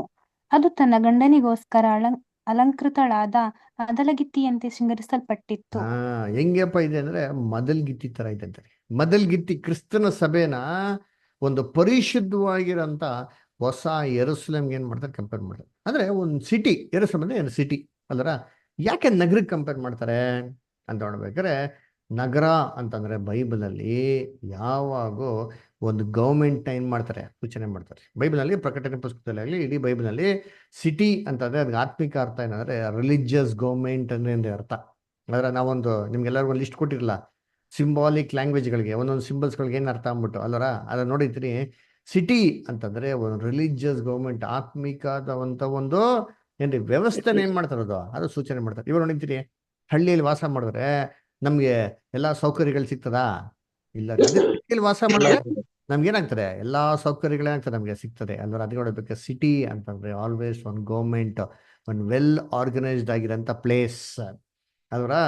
ಅದಕ್ಕೆ ನೋಡ್ಬೇಕಾರೆ ಇದು ಎಂತ ಯೆರೂಸಲೇಮ್ ಅಪ್ಪ ಅಂದ್ರೆ ಹೊಸ ಯೆರೂಸಲೇಮ್ ಅಂತಾರಿ ಅಲ್ವರ. ಯೆರೂಸಲೇಮ್ ಅಂತ ಪದ ಅರ್ಥನ ಏನಪ್ಪಾ ಅಂದ್ರೆ ಸಮಾಧಾನ. ಅಲ್ವರಾ? ಸೊ ಅದಕ್ಕೆ ಇದು ಹೊಸ ಯೆರೂಸಲೇಮ್ ಅಂದ್ರೆ ದೇವರು ಭೂಲೋಕದಲ್ಲಿ ತನ್ನ ಸಮಾಧಾನದ ರಾಜ್ಯವನ್ನು ಸ್ಥಾಪನೆ ಮಾಡೋಂಥದ್ನ ಒಂದು ನಗರಕ್ಕೆ ಏನ್ ಮಾಡ್ತಾರೆ, ಅಲ್ಲಿ ಹೋಲಿಕೆ ಮಾಡ್ತಾರೆ. ಅದರ ಈ ಭೂಲೋಕದಲ್ಲಿ ಯಾವ್ದಾರ ಒಂದು ಊರು, ಯಾವ್ದಾರ ಒಂದು ನಗರ ಸಮಾಧಾನ ಕೊಡೋಂಥದ್ದು ಇದೆಯಾ? ಯಾವುದು ಇಲ್ಲ ರೀ. ಅದರ ಬೈಬಲ್ ಹೇಳ್ತಾರೆ, ನೀವು ಯಾವಾಗ ಸಮಾಧಾನ ಅಂತ ಹೇಳ್ತಿರೋ ಆವಾಗ ಏನ್ ಬರ್ತಾರೆ ನಿಮ್ಮ ಮೇಲೆ, ಪಕ್ಕನೆ ಅಂದ್ರ ಒಂದು ಕಷ್ಟ ಸಂಕಟಗಳು ಬರ್ತಾರೆ. ಒಂದು ಸ್ತ್ರೀಗೆ ಯಾವ ತರ ಪ್ರಸವ ವೇದನೆ ಬರ್ತಾರೋ ಆ ತರ ಏನಾಗ್ತಾರೆ ನಿಮ್ಮಲ್ಲಿ ಕಷ್ಟ ಸಂಕಟಗಳು ಬರ್ತಾರೆ ಅಂತ ಏನ್ ಮಾಡ್ತಾರೆ ಅಲ್ಲಿ ಹೇಳ್ತಾರೆ. ಅದರ ಅನ್ನ ಕರ್ತನಲ್ಲಿ ಪ್ರೀತಿ ಅಂತ ಹೇಳೇ ಇಲ್ಲಿ ಹೊಸ ಯೆರೂಸಲೇಮ್ ಅಂತಂದ್ರೆ ಈ ನಗರ ಎಂತ ನಗರಪ್ಪ ಅಂದ್ರೆ ಸಮಾಧಾನದ ನಗರ. ಅದರ ಇದೇನ್ರಿ, ಇದು ಬಂದ್ಬಿಟ್ಟು ಏನ್ರಿ ಗಲಿಬಿಲಿ ಯುದ್ಧ ಗಲಾಟೆ ಅದರ ಅಂತ ಒಂದು ರಾಜ್ಯ ಅಲ್ಲ. ಇದು ಭೂಲೋಕದಲ್ಲಿ ಬರ್ಬೇಕಾದ್ರೆ ಇದ್ರಲ್ಲಿ ಏನಪ್ಪ ಇರ್ತಾರೆ ಅಂತಂದ್ರೆ ಸಮಾಧಾನ ಅಂತ ಇರ್ತಾರೆ ಅಲ್ವರ. ಅದಕ್ಕೆ ನೋಡ್ಬೇಕಾದ್ರೆ ಕರ್ತನಲ್ಲಿ ಪ್ರೀತಿ ಅಂತ ಸರೋಸಗಳೇ ಇದು ಪರಲೋಕದಿಂದ ಇಳಿದು ಬರೋದನ್ನ ನೋಡೋದಂತ ನೀನರ್ಥ ಅಲ್ವರ. ಇದೇನಪ್ಪ ಅರ್ಥ ಅಂತಂದ್ರೆ ಏನ್ರಿ, ಇದು ಆಲ್ರೆಡಿ ಎಲ್ಲಿದೆ ಅಂತ ಅರ್ಥ, ಪರಲೋಕದಲ್ಲಿ ಇದೆ ಅಂತ ಅರ್ಥ ರೀ ಅಲ್ವರ. ಪರಲೋಕದಿಂದ ಏನಾಗ್ತಿದೆ ಇವತ್ತ ಭೂಲೋಕದಲ್ಲಿ ಬರ್ತಾ ಇದೆ ಅಂದ್ರೆ ಏನಪ್ಪ ಅರ್ಥ ಅಂತಂದ್ರೆ ಅದರ ದೇವರಾಜ್ಯ ಖಂಡಿತವಾಗೂ ಪರಲೋಕದಲ್ಲಿ ಯಾವತ್ತೂ ಇದೆ ರೀ, ಡೌಟೇ ಇಲ್ಲ ರೀ. ಆದ್ರೆ ಈ ಹೊಸ ಯೆರೂಸಲೇಮು ಪ್ರಕಟಣೆ 21:7 ಏನ್ ನೋಡ್ತೀರಿ, ಇಲ್ಲಿ ಹೇಳ್ತಿರೋದು ಪರಲೋಕದಲ್ಲಿರೋಂಥ ರಾಜ್ಯದ ಬಗ್ಗೆ ಹೇಳ್ತಾ ಇಲ್ಲ ರೀ. ಈ ಹೊಸ ಯೆರೂಸಲೇಮ್ ಯಾರಪ್ಪ ಅಂತಂದ್ರೆ ಭೂಲೋಕದಿಂದ ಮನುಷ್ಯರೊಳಗಿಂದ 1,44,000 ಜನನ ಕೊಂಡುಕೊಳ್ಳಲ್ಪಟ್ಟಂತ ಒಂದು ಸಂಖ್ಯೆ ಆಗಿರೋಂಥ ಒಂದು ಮದಲ್ಗಿತ್ತಿ ಬಗ್ಗೆ ಹೇಳ್ತಾ ಇರೋದು. ಅಂದ್ರೆ ಈ ಮದಲ್ಗಿತ್ತಿ ಪರಲೋಕದಲ್ಲಿ ಇರ್ಲಿಲ್ಲ ರೀ, ಇವ್ರು ಭೂಲೋಕದಿಂದ ಏನಾಗಿರೋದು ಇವತ್ತು ಸೆಲೆಕ್ಷನ್ ಆಗಿರೋದು. ಸರಿ, ಇವ್ರು ಎಲ್ಲಿದ್ದಾರಪ್ಪ ಇವತ್ತು ಅಂತಂದ್ರೆ ಇವರೆಲ್ಲ ಬಂದ್ಬಿಟ್ಟು 1878 ಪುನರುತ್ಥಾನಾಗಿ ಕ್ರಿಸ್ತನೊಂದಿಗಿದ್ದಾರೆ. ಎಲ್ಲಿದ್ದಾರೆ? ಪರಲೋಕದಲ್ಲಿದ್ದಾರಾ ಅಂದ್ರೆ ಪರಲೋಕದಲ್ಲಿ ಇಲ್ಲ ರೀ. ಮತ್ತೆ ಎಲ್ಲಿದ್ದಾರೆ ಅಂತಂದ್ರೆ ಅವರು ಭೂಮಿಯ ವಾಯುಮಂಡಲದಲ್ಲಿದ್ದಾರೆ. ಎಲ್ಲಿದೆ ವಾಕ್ಯ? ಓದ ನೋಡಿದ್ದೀರಿ ಎಲ್ಲಿ? 1 Thessalonians 4th chapter 16 and 17. 1ನೇ Thessalonica ಏನ್ರಿ? 1ನೇ ಥೆಸಲೋನಿಕ 4ನೇ ಅಧ್ಯಾಯ 16 ಮತ್ತೆ 17. ಪ್ರಧಾನ ದೂತನ ಶಬ್ದದೊಡನೆಯೂ ಸ್ವಲ್ಪ ಮುಂಚೆ ಅದಕ್ಕಿಂತ ಮುಂಚೆ ಬ್ರದರ್, ನಾವು ಕರ್ತನ ಮಾತಿನ ಆಧಾರದಿಂದ ನಿಮಗೆ ಹೇಳುವುದೇನೆಂದರೆ, ಕರ್ತನು ತಾನೇ ಅಲ್ಲಿಂದ ಓದ್ಬೇಕು, ಆ ಸೆಂಟೆನ್ಸ್ ಶುರು ಆಗೋದು ಅಲ್ಲಿಂದ. ಓಕೆನಾ? ಸರಿ. ಕರ್ತನು ತಾನೇ ಆಜ್ಞಾಘೋಷದೊಡನೆಯೂ ಕರ್ತನು ತಾನೇ ಆಜ್ಞಾಘೋಷದೊಡನೆಯೂ ಪ್ರಧಾನ ದೂತನ ಶಬ್ದದೊಡನೆಯೂ ಪ್ರಧಾನ ದೂತನ ಶಬ್ದದೊಡನೆಯೂ ದೇವರ ತುತ್ತೂರಿ ಧ್ವನಿಯೊಡನೆಯೂ ಆಕಾಶದಿಂದ ಇಳಿದು ಬರುವನು. ಏನ್ ಬರ್ತಾರಂತೆ? ಕ್ರಿಸ್ತನು ಎಲ್ಲಿ ಹೇಳ್ಬಿಡ್ತಾರೆ? ಪರಲೋಕದಲ್ಲಿ ಹೇಳ್ಬಿಡ್ತಾನೆ ಕೊಟ್ಟಾರೆ, ಆಕಾಶದಿಂದ ಇಳಿದು ಬರ್ತಾರೆ ಅಂತಾರೆ. ಅದರ ಸರಿ, ಅವಾಗ ಏನಾಗ್ತದೆ ನೆಕ್ಸ್ಟ್? ಕಂಟಿನ್ಯೂ ಮಾಡಿ. ಆಗ ಕ್ರಿಸ್ತನಲ್ಲಿರುವ ಸತ್ತವರು ಮೊದಲು ಎದ್ದು ಬರುವರು. ಅವಾಗ ಕ್ರಿಸ್ತನಲ್ಲಿ ಯಾರು ಸತ್ತು ಹೋಗಿದ್ದಾರೋ ಅವ್ರು ಮೊದಲು ಏನ್ ಮಾಡ್ತಾರೆ? ಎದ್ದು ಬರ್ತಾರೆ. ಎದ್ದು ಬಂದು ಎಲ್ಲಿ ಹೋಗ್ತಾರೆ? ಎದ್ದು ಬಂದು ಎಲ್ಲಿಗೆ ಹೋಗ್ತಾರೆ? ಅಂದ್ರೆ ಎದ್ದು ಬಂದ್ರೆ ಜೀವಂತವಾಗಿ ಬರ್ತಾರೆ, ಪುನರ್ತನಾಗಿ ಬಿಟ್ಟು. ಪುನರ್ತನಾಗಿ ಬಂದು ಎಲ್ಲಿ ಹೋಗ್ತಾರೆ ಅವರು? ಪುನರ್ತನಾಗಿ ಎಲ್ಲಿ ಹೋಗ್ತಾರೆ? ಸಭೆ ಪುನರ್ತನಾಗಿ ಎಲ್ಲಿ ಹೋಗ್ತಾರೆ? ಅಯ್ಯಯ್ಯ, ಪುನರ್ತನಾಗಿ ಸಭೆ ಎಲ್ಲಪ್ಪ ಹೋಗ್ತಾರೆ? ಅಡ್ರೆಸ್ ಗೊತ್ತಿಲ್ವಾ ನಿಮ್ಗೆ? ವಾಯುಮಂಡಲ ಕ್ರಿಸ್ತನ ಜೊತೆಗೆ 1000 ವರ್ಷ ಕ್ರಿಸ್ತನೊಂದಿಗೆ ಆಳ್ತಾರೆ, ಕ್ರಿಸ್ತನೊಂದಿಗೆ ಸೇರ್ತಾರೆ, ಕ್ರಿಸ್ತನ ಜೊತೆಗೆ ಇರ್ತಾರೆ. ಅವ್ರ ಜೊತೆ ಏನ್ ಮಾಡ್ತಾರೆ? 1000 ವರ್ಷ ಕ್ರಿಸ್ತನ ಜೊತೆಗೆ ಇರ್ತದೆ. ಕರೆಕ್ಟ್ ಅಲ್ಲ? ಕ್ರಿಸ್ತನೊಂದಿಗೆ ಏನ್ ಮಾಡ್ತಾರೆ? 1000 ವರ್ಷ ಜೊತೆಗೆ ಆಳ್ವಿಕೆ ಮಾಡ್ತೀವಿ. ಕ್ರಿಸ್ತನೊಂದಿಗೆ 1000 ವರ್ಷ ಅಧಿಕಾರ ಮಾಡ್ತಾರೆ, ಕರೆಕ್ಟ್. 1000 ವರ್ಷ ಅಧಿಕಾರ ಮಾಡ್ತಾರೆ. ಸರಿ, ಎಲ್ಲ ಆಳ್ವಿಕೆ ಮಾಡ್ತಾರೆ? ಪರಲೋಕ ರಾಜ್ಯದ್ದು ಭೂಲೋಕದಲ್ಲಿ ಮಾಡ್ತಾರೆ. ಭೂಲೋಕದಲ್ಲಿ ಇಲ್ಲಿ ಓದನ ಮುಂದಕ್ಕೆ ಹೇಳ್ತಾರೆ ನೋಡಿ. ಆಮೇಲೆ ಉಳಿದಿರುವ ನಾವು ಅಂತರಿಕ್ಷದಲ್ಲಿ ಕರ್ತನನ್ನು ಎದುರುಗೊಳ್ಳುವುದಕ್ಕಾಗಿ ಅವರ ಸಂಗಡಲೇ ಮೇಘವಾಹನರಾಗಿ ಪಕ್ಕನೆ ಒಯ್ಯಲ್ಪಡುವೆವು. ಪಕ್ಕನೆ ಎಲ್ಲಂತ ಒಯ್ಯಲ್ಪಡ್ತೇವೆ? ಅದರ ಏನ್ರಿ? ಕರ್ತನೊಂದಿಗೆ ಏನ್ರಿ? ಎಲ್ಲಂತೆ ಮೇಘವಾಹನರಾಗಿ ಏನ್ರಿ? ಎಲ್ಲಿರೋದಿಕ್ಕೆ? ದೂತನೊಂದಿಗೆ ಎಲ್ಲಿರ್ತಾರಂತೆ? ಕರ್ತನ ಜೊತೆಗೆ, ಆ? ಕರ್ತನ ಅಯ್ಯ. ಜೊತೆಗೆ, ಜೀವದಿಂದ ಉಳಿದಿರೋ ನಾವು ಅಂತರಿಕ್ಷದಲ್ಲಿ, ಅಂತರಿಕ್ಷದಲ್ಲಿ ಅಂಡರ್ಲೈನ್ ಮಾಡ್ಕೊಳ್ಳಿ, ಅಂತರಿಕ್ಷದಲ್ಲಿ ಕರ್ತನನ್ನು ಎದುರುಗೊಳ್ಳುವುದಕ್ಕೆ. ಹಂಗಾರೆ ಕರ್ತನ ಎಲ್ಲಪ್ಪ ಇರ್ತಾರೆ ಅಂದ್ರೆ ಭೂಮಿಯ ವಾಯುಮಂಡಲದಲ್ಲಿ, ಅಂತರಿಕ್ಷದಲ್ಲಿ ಅವರು ತನ್ನ ಆಡಳಿತ ನಡೆಸ್ತಾ ಇರ್ತಾರಂತೆ. ಆಲ್ರೆಡಿ ಸತ್ತಿ ಪುನರ್ತನಾಗಿರಂತ ಸಭೆ ಕ್ರಿಸ್ತನ ಆಡಳಿತ ಜೊತೆಗೆ ಏನ್ ಮಾಡ್ತಾರೆ, ಅಲ್ಲಿ ಆಡಳಿತ ಮಾಡ್ತಾ ಇತ್ತಲ್ಲ ಆಲ್ರೆಡಿ, ಆ ಕ್ರಿಸ್ತನೊಂದಿಗೆ ಏನ್ ಮಾಡ್ತಾರಂತ ಇವರು ಸೇರ್ಕೊಂತಾರಂತ. ಅದ್ ಹೇಳೋದು ಏನ್ ಹೇಳ್ತಾರೆ ಅಂತಂದ್ರೆ, ಏನ್ರಿ, ಕರ್ತನನ್ನು ಎದುರುಗೊಳ್ಳುವುದಕ್ಕಾಗಿ ಅವರ ಸಂಗಡಲೇ ಮೇಘವಾಹನರಾಗಿ ಪಕ್ಕನೆ ಒಯ್ಯಲ್ಪಡುವೆವು. ಹೀಗೆ ನಾವು ಸದಾಕಾಲವು ಕರ್ತನ ಜೊತೆಯಲ್ಲಿರುವೆವು. ಹೀಗೆ ಸದಾಕಾಲ ಇನ್ ಮುಂದಕ್ಕೆ ಯಾವಾಗ ಹಿಂಗಿರ್ತೀರಂತೆ? ಕ್ರಿಸ್ತನೊಂದಿಗೆ ಹೀಗೆ ಇರ್ತೀರಂತೆ. ಎಲ್ಲಿ? ವಾಯುಮಂಡಲದಲ್ಲಿ, ಅಂತರಿಕ್ಷದಲ್ಲಿ ಕ್ರಿಸ್ತನೊಂದಿಗೆ ಏನ್ ಮಾಡ್ತಾರೆ ಸಭೆ ಆಳ್ವಿಕೆ ಮಾಡಕ್ ಸೇರ್ತಾರೆ. ಅದ್ ನೋಡ್ಬೇಕ್ರೆ ಈ ಹೊಸ ಯೆರೂಸಲೇಮ್ ಏನ್ರಿ, ಕ್ರಿಸ್ತನು ಫಸ್ಟ್ ಏನ್ ಮಾಡ್ತಾರೆ ಅಲ್ಲಿ ಎರಡನೇ ಬೇಕಲ್ಲಿ ಬಂದಿದ ತಕ್ಷಣ ಈ ಯೆರೂಸಲೇಮ್ ಅನ್ನ ಮೊದಲ್ಗಿತ್ತಿನ ಭೂಲೋಕ ಏನ್ ಮಾಡ್ತಾರೆ, ಪುನರ್ತನ ಮಾಡಿ ಹಬ್ಬಿಸ್ತಾರೆ. ಅದರ ಮೆಜಾರಿಟಿ ಏನಾಗ್ಬಿಟ್ರು ಆಲ್ರೆಡಿ ಪುನರ್ತನಾಗಿ ಯೇಸು ಕ್ರಿಸ್ತನೊಂದಿಗೆ ವಾಯುಮಂಡಲ ಏನಾಗಿದೆ ಇವತ್ತಿದ್ದಾರೆ. ಇನ್ ಮಿಕ್ಕಿದ ಸಭೆ ಯಾರ್ಯಾರ ಓಟ ಓಡಿ ಅವತ್ತ ಮುಗಿಸ್ತಾರೋ, ಮರಣ ಹೊಂತಾರೋ, ನಂಬಿಕಸ್ಥರಾಗಿರೋ ಸಭೆನ ಹೆಂಗ್ ಗೊತ್ತಾ ಮಾಡ್ತಾರೆ, ಈ ಒಂದು ಏನ್ರಿ ಹೊಸ ಯೆರೂಸಲೇಮ್ಗೆ ಅವರು ಸೇರ್ಕೊಂತಾರೆ. ಅಲ್ರ ಏನ್ರಿ, ಮೇಘವಾನರಾಗಿ ಅದರ ಕರ್ತನನ್ನು ಏನ್ರಿ ಆಕಾಶದಲ್ಲಿ ಎದುರುಗೊಳ್ಳೋದಿಕ್ಕೆ ನಾವು ಏನ್ರಿ ಪಕ್ಕನೆ ಒಯ್ಯಲ್ಪಡ್ತೀವಿ. ಸಭೆನ ಏನ್ ಮಾಡ್ತಾರೆ, ಎತ್ತಲ್ಪಡ್ತದೆ. ಪುನರುತ್ಥಾನದ ನಂತರ ಪರಲೋಕದಲ್ಲಿ ಆಕಾಶದಲ್ಲಿ ಯೇಸು ಸಾಳ್ವಿಕೆ ಮಾಡ್ತಿರೋ ಸ್ಥಳಕ್ಕೆ ಸಭೆ ಏನಾಗ್ತಾರೆ, ಸೇರ್ತಾರಂತೆ. ಅದರ ಅದಕ್ಕೆ ಏನ್ ಹೇಳ್ತಾರೆ ಅಂತಂದ್ರೆ, ಇವ್ರು ಯೇಸು ಕ್ರಿಸ್ತನ ಆಡಳಿತದ ಏನಾಗ್ತಾರೆ, ಇವರು ಸೇರ್ತಾರೆ. ನೋಡಿ, ಇನ್ನೊಂದ್ ಕಡೆ ಹೇಳ್ತಾರೆ, ಎಲ್ಲಪ್ಪ ಹೇಳ್ತಾರೆ ಅಂತಂದ್ರೆ, ಮತ್ತೆ 25ನೇ ಅಧ್ಯಾಯ 31ನೇ ವಾಕ್ಯ, ಮ್ಯಾಥ್ಯೂ 25:31 ಓದ್ರಿ.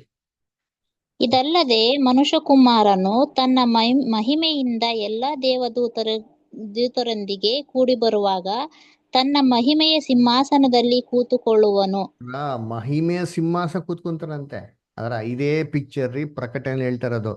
ಯೇಸು ಕ್ರಿಸ್ತು ಸಹಸ್ರ ದೂತರ ಪರಿಶುದ್ಧ ದೂತರೊಂದಿಗೆ ಬರ್ತಾರಂತೆ. ಮೀನಿಂಗು ಆಲ್ರೆಡಿ ಅವರು ಪರಲೋಕದಲ್ಲಿ ಆಕಾಶ ಮಂಡಲದಲ್ಲಿ ತನ್ನ ರಾಜ್ಯವನ್ನು ಏನ್ ಮಾಡ್ತಾರೆ, ಅಲ್ಲಿ ಆಡಳಿತ ನಡೆಸ್ತಾ ಇರ್ತಾರೆ, ಸ್ಥಾಪನೆ ಮಾಡ್ತಿದ್ದಾರೆ. ಇದು ಭೂಲೋಕದಲ್ಲಿ ಏನ್ರಿ, ಪರಲೋಕದಿಂದ ಆಕಾಶದಿಂದ ಭೂಲೋಕದಲ್ಲಿ ಇಳಿಯೋದನ್ನ ಕಂಡೇನು ಅಂದ್ರೆ ಏನ್ ಮೀನಿಂಗು, ಫಸ್ಟ್ ತನ್ನ ರಾಜ್ಯವನ್ನು ಕಣ್ಣಕ್ಕೆ ಕಾಣದಿರಂತ ರೀತಿಯಲ್ಲಿ ಅವರು ವಾಯುಮಂಡಲದಲ್ಲೇ ಸ್ಥಾಪನೆ ಮಾಡೋರು. ಇವತ್ತು ನಾವು ಇರೋಂಥ ಸ್ಟೇಜ್ ಅದೇ ರೀ, ವಾಯುಮಂಡಲದಲ್ಲಿ ಕಣ್ಣಕ್ಕೆ ಕಾಣದ ರೀತಿಯಲ್ಲಿ ಅಲ್ಲಿಂದಾನೇ ಆಡಳಿತ ಏನ್ ಮಾಡ್ತಾರೆ.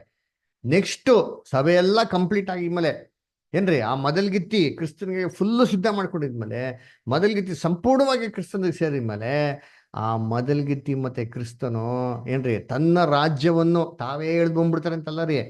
ಅವ್ರ ಅಡ್ಮಿನಿಸ್ಟ್ರೇಷನ್ ಏನ್ ಮಾಡ್ತಾರೆ, ಭೂಲೋಕದಲ್ಲಿ ಅವ್ರು ಏನ್ ಮಾಡ್ತಾರೆ, ತರ್ತಾರ್ರಿ. ಅಲ್ಲರ ಅದಕ್ಕೆ ಹೇಳಿದ್ರು, ಕರ್ತನೋ ಏನ್ರಿ ಪರಿಶುದ್ಧ ದೂತರುಗಳೊಂದಿಗೆ ಏನ್ರಿ ತನ್ನ ಮಹಿಮೆಯ ಸಿಂಹಾಸನ ಏನ್ ಮಾಡ್ತಾರಂತೆ, ಕೂತ್ಕೊಂತಾರಂತೆ. ಅಲ್ಲರ ಆಡಳಿತ ಸಿಂಹಾಸನ ಕೂತ್ಕೊಂತಾರ್ರಿ. ಕೂತ್ಕೊಂಡವಾಗ ಅವ್ರು ಮುಂದೆ ಏನಾಗ್ತಾರೆ, ಇಡೀ ಲೋಕ ಜಂಗಳ ಹೇಳ್ತಾರೆ, ಆಡುಗಳು ಕುರಿಗಳ ತರ ಹೇಳ್ತಾರೆ, ಅವನ ಬೇರೆ ಬೇರೆ ಮಾಡ್ತಾರೆ. ಅದರ ಕ್ರಿಸ್ತನು ತನ್ನ ರಾಜ್ಯವನ್ನು ಫಸ್ಟ್ ಇನ್ವಿಸಿಬಲ್ ಆಗಿ ಕಣ್ಣಿಗೆ ಕಾಣದ ರೀತಿಯಲ್ಲಿ ಸ್ಥಾಪನೆ ಮಾಡ್ತಾರೆ. ಸಭೆಯೆಲ್ಲ ಕಂಪ್ಲೀಟ್ ಆಗಿ ಮೇಲೆ ಭೂಲೋಕದಲ್ಲಿ ತನ್ನ ರಾಜ್ಯವನ್ನು ಏನ್ ಮಾಡಿದಾರ, ಸ್ಥಾಪನೆ ಮಾಡಿದ್ರಿ. ಅಂದ್ರೆ ಅದಕ್ಕೆ ನೋಡಿ, ಪ್ರಕಟಣೆ 20ನೇ ಅಧ್ಯಾಯ 4ನೇ ವಾಕ್ಯ ಓದೋಣ. Revelation chapter 20 verse 4. ತರುವಾಯ ಸಿಂಹಾಸನಗಳನ್ನು ಕಂಡೆನು,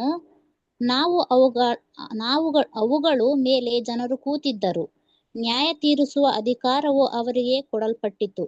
ಇದಲ್ಲದೆ ಯೇಸುವಿನ ವಿಷಯವಾದ ಸಾಕ್ಷಿಯ ನಿಮಿತ್ತವಾಗಿರೋ ದೇವದೂತರ ವಾಕ್ಯವಾದ ನಿಮಿತ್ತವಾಗಿಯೂ ತಲೆ ಹೊಂದಿಸಿಕೊಳ್ಳುವವರು ಆತ್ಮಗಳನ್ನು ಮೃಗಕ್ಕೂ ಅದರ ವಿಗ್ರಹಕ್ಕೂ ನಮಸ್ಕರಿಸದೆ ತಮ್ಮ ಹಣೆಯ ಮೇಲೆ ಮತ್ತು ಕೈಯ ಮೇಲೆ ಗುರುತು ಹಾಕಿಸಿ ಕೊಳ್ಳದೆ ಇರುವವನು ಕಂಡೆನು. ಆಮೇಲೆ ಅವರು ಜೀವಿತರಾಗಿ ಎದ್ದು 1000 ವರ್ಷ ಕ್ರಿಸ್ತನೊಂದಿಗೆ ಆಳಿದರು.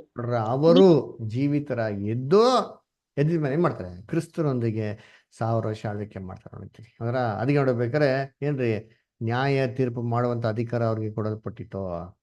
ಅಲ್ವರ ಏನ್ರಿ, ಸಿಂಹಾಸಗಳನ್ನು ಕಂಡೇನೋ ಅದ್ರ ಮೇಲೆ ಇರೋರಿಗೆಲ್ಲ ತೀರ್ಪು ಕೊಟ್ರು ಅಂತಂದ್ರೆ, ಲೋಕದಲ್ಲಿ ಎಲ್ಲಾ ಆಡಳಿತ ನಡೆಸಂತ ಎಲ್ಲಾ ರಾಜ್ಯಗಳಿಗೆ ಸಭೆ ಏನ್ ಮಾಡ್ತಾರೆ, ತೀರ್ಪು ಕೊಟ್ಬಿಟ್ಟು ಅವರು ತನ್ನ ರಾಜ್ಯವನ್ನು ಭೂಲೋಕದಲ್ಲಿ ಕಣ್ಣು ಕಾಣುತ್ತಲೇ ಏನ್ ಮಾಡ್ತಾರೆ, ಸ್ಥಾಪನೆ ಮಾಡ್ತಾರೆ ಅಲ್ವರ. ಅದಕ್ಕೆ ನೋಡಿರ್ತೀನಿ, ಹೊಸ ಯೆರೂಸಲೇಮು ಏನ್ರಿ ಆ ದೇವರ ಬಳಿಯಿಂದ ಇಳಿದು ಬರೋದನ್ನ ಏನ್ ಮಾಡಿದೆ ನಾವು ಕಂಡು. ಎಲ್ಲಿಂದ ಇಳಿದು ಬರೋದು?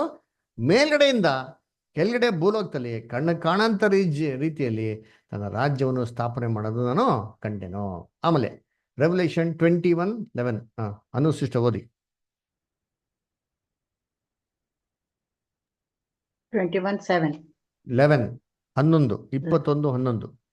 ಎತ್ತರವಾದ ಬೆಟ್ಟಕ್ಕೆ ಎತ್ತುಕೊಂಡು ಹೋಗಿ ಯೆರೂಸಲೇಮ್ ಎಂಬ ಪರಿಶುದ್ಧ ಪಟ್ಟಣವು ದೇವರ ತೇಜಸ್ಸುಳ್ಳದ್ದಾಗಿ ಪರಲೋಕದೊಳಗಿಂದ ದೇವರ ಕಡೆಯಿಂದ ಇಳಿದು ಬರುವುದನ್ನು ನನಗೆ ತೋರಿಸಿದನು.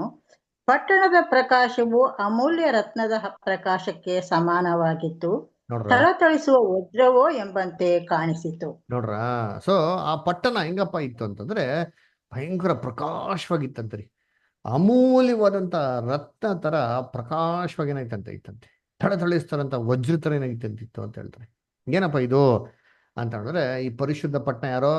ಲಿಟಲ್ ಫ್ಲಾಕ್ ಸಭೆ, ಕ್ರಿಸ್ತನೊಂದಿಗಿರುವಂತ ಏನ್ರಿ ಒಂದು ಸಭೆ. ಇಲ್ಲಿ ಹೇಳ್ತಾ ಇರೋದು ಸಭೆಯ ಗುಣಲಕ್ಷಣ ಬಗ್ಗೆ ಹೇಳ್ತಾ ಇರೋದ್ರಿ. ನೋಡಿ, ಇದೇ ತರ ಬೈಬಲ್ ಅಲ್ಲಿ ಹೇಳ್ಬೇಕಾದ್ರೆ ಇದಕ್ಕೆ ಇಂಗ್ಲಿಷ್ ಏನ್ ಬರ್ತಾರೆ, ಈ ಪರಿಶುದ್ಧ ನಗರ ಹೇಗಪ್ಪ ಇತ್ತು ಅಂದ್ರೆ ಇಟ್ ವಾಸ್ ಲೈಕ್ ಜಾಸ್ಪರ್ ಅಂತ ಹೇಳ್ತಾರೆ. ಕೆಲವೊಂದು ಬೈಬಲ್ ಅಲ್ಲಿ ಇದಕ್ಕೆ ಡೈಮಂಡ್ ಅಂತ ಏನ್ ಮಾಡ್ತಾರೆ ಹೇಳ್ತಾರೆ ಅಂದ್ರೆ, ನಮ್ಗೆಲ್ಲ ಚೆನ್ನಾಗಿ ಗೊತ್ತು, ತುಂಬಾ ಪ್ರೆಷಸ್ ಆಗಿದಂತ ಸ್ಟೋನ್, ಅದರ ಕಲ್ಲು ಮುತ್ತು ರತ್ನಗಳಲ್ಲಿ ಎಲ್ಲದಕ್ಕಿಂತ ತುಂಬಾ ಬೆಲೆ ಬೀಳುವಂಥದ್ದು ಶ್ರೇಷ್ಠವಾದದ್ದು ಯಾವ್ದಪ್ಪ ಅಂತಂದ್ರೆ ವಜ್ರಕ್ಕಿಂತ ಎಕ್ಸ್ಪೆನ್ಸಿವ್ ಆಗಿರೋದು ಯಾವ್ದು ಇಲ್ಲ ರೀ. ಅದರ ಇದನ್ನ ನಮ್ಮ ತಂದೆಯ ದೇವ್ರ ಗುಣಕ್ಕೆ ಏನ್ ಮಾಡ್ತಾರೆ, ಹೋಲಿಕೆ ಮಾಡ್ತಾರೆ. ನೋಡಿ ಓದೋಣ, ಪ್ರಕಟಣೆ 4:4, ರೆವಲ್ಯೂಷನ್ 4:4 ಓದ್ರಿ.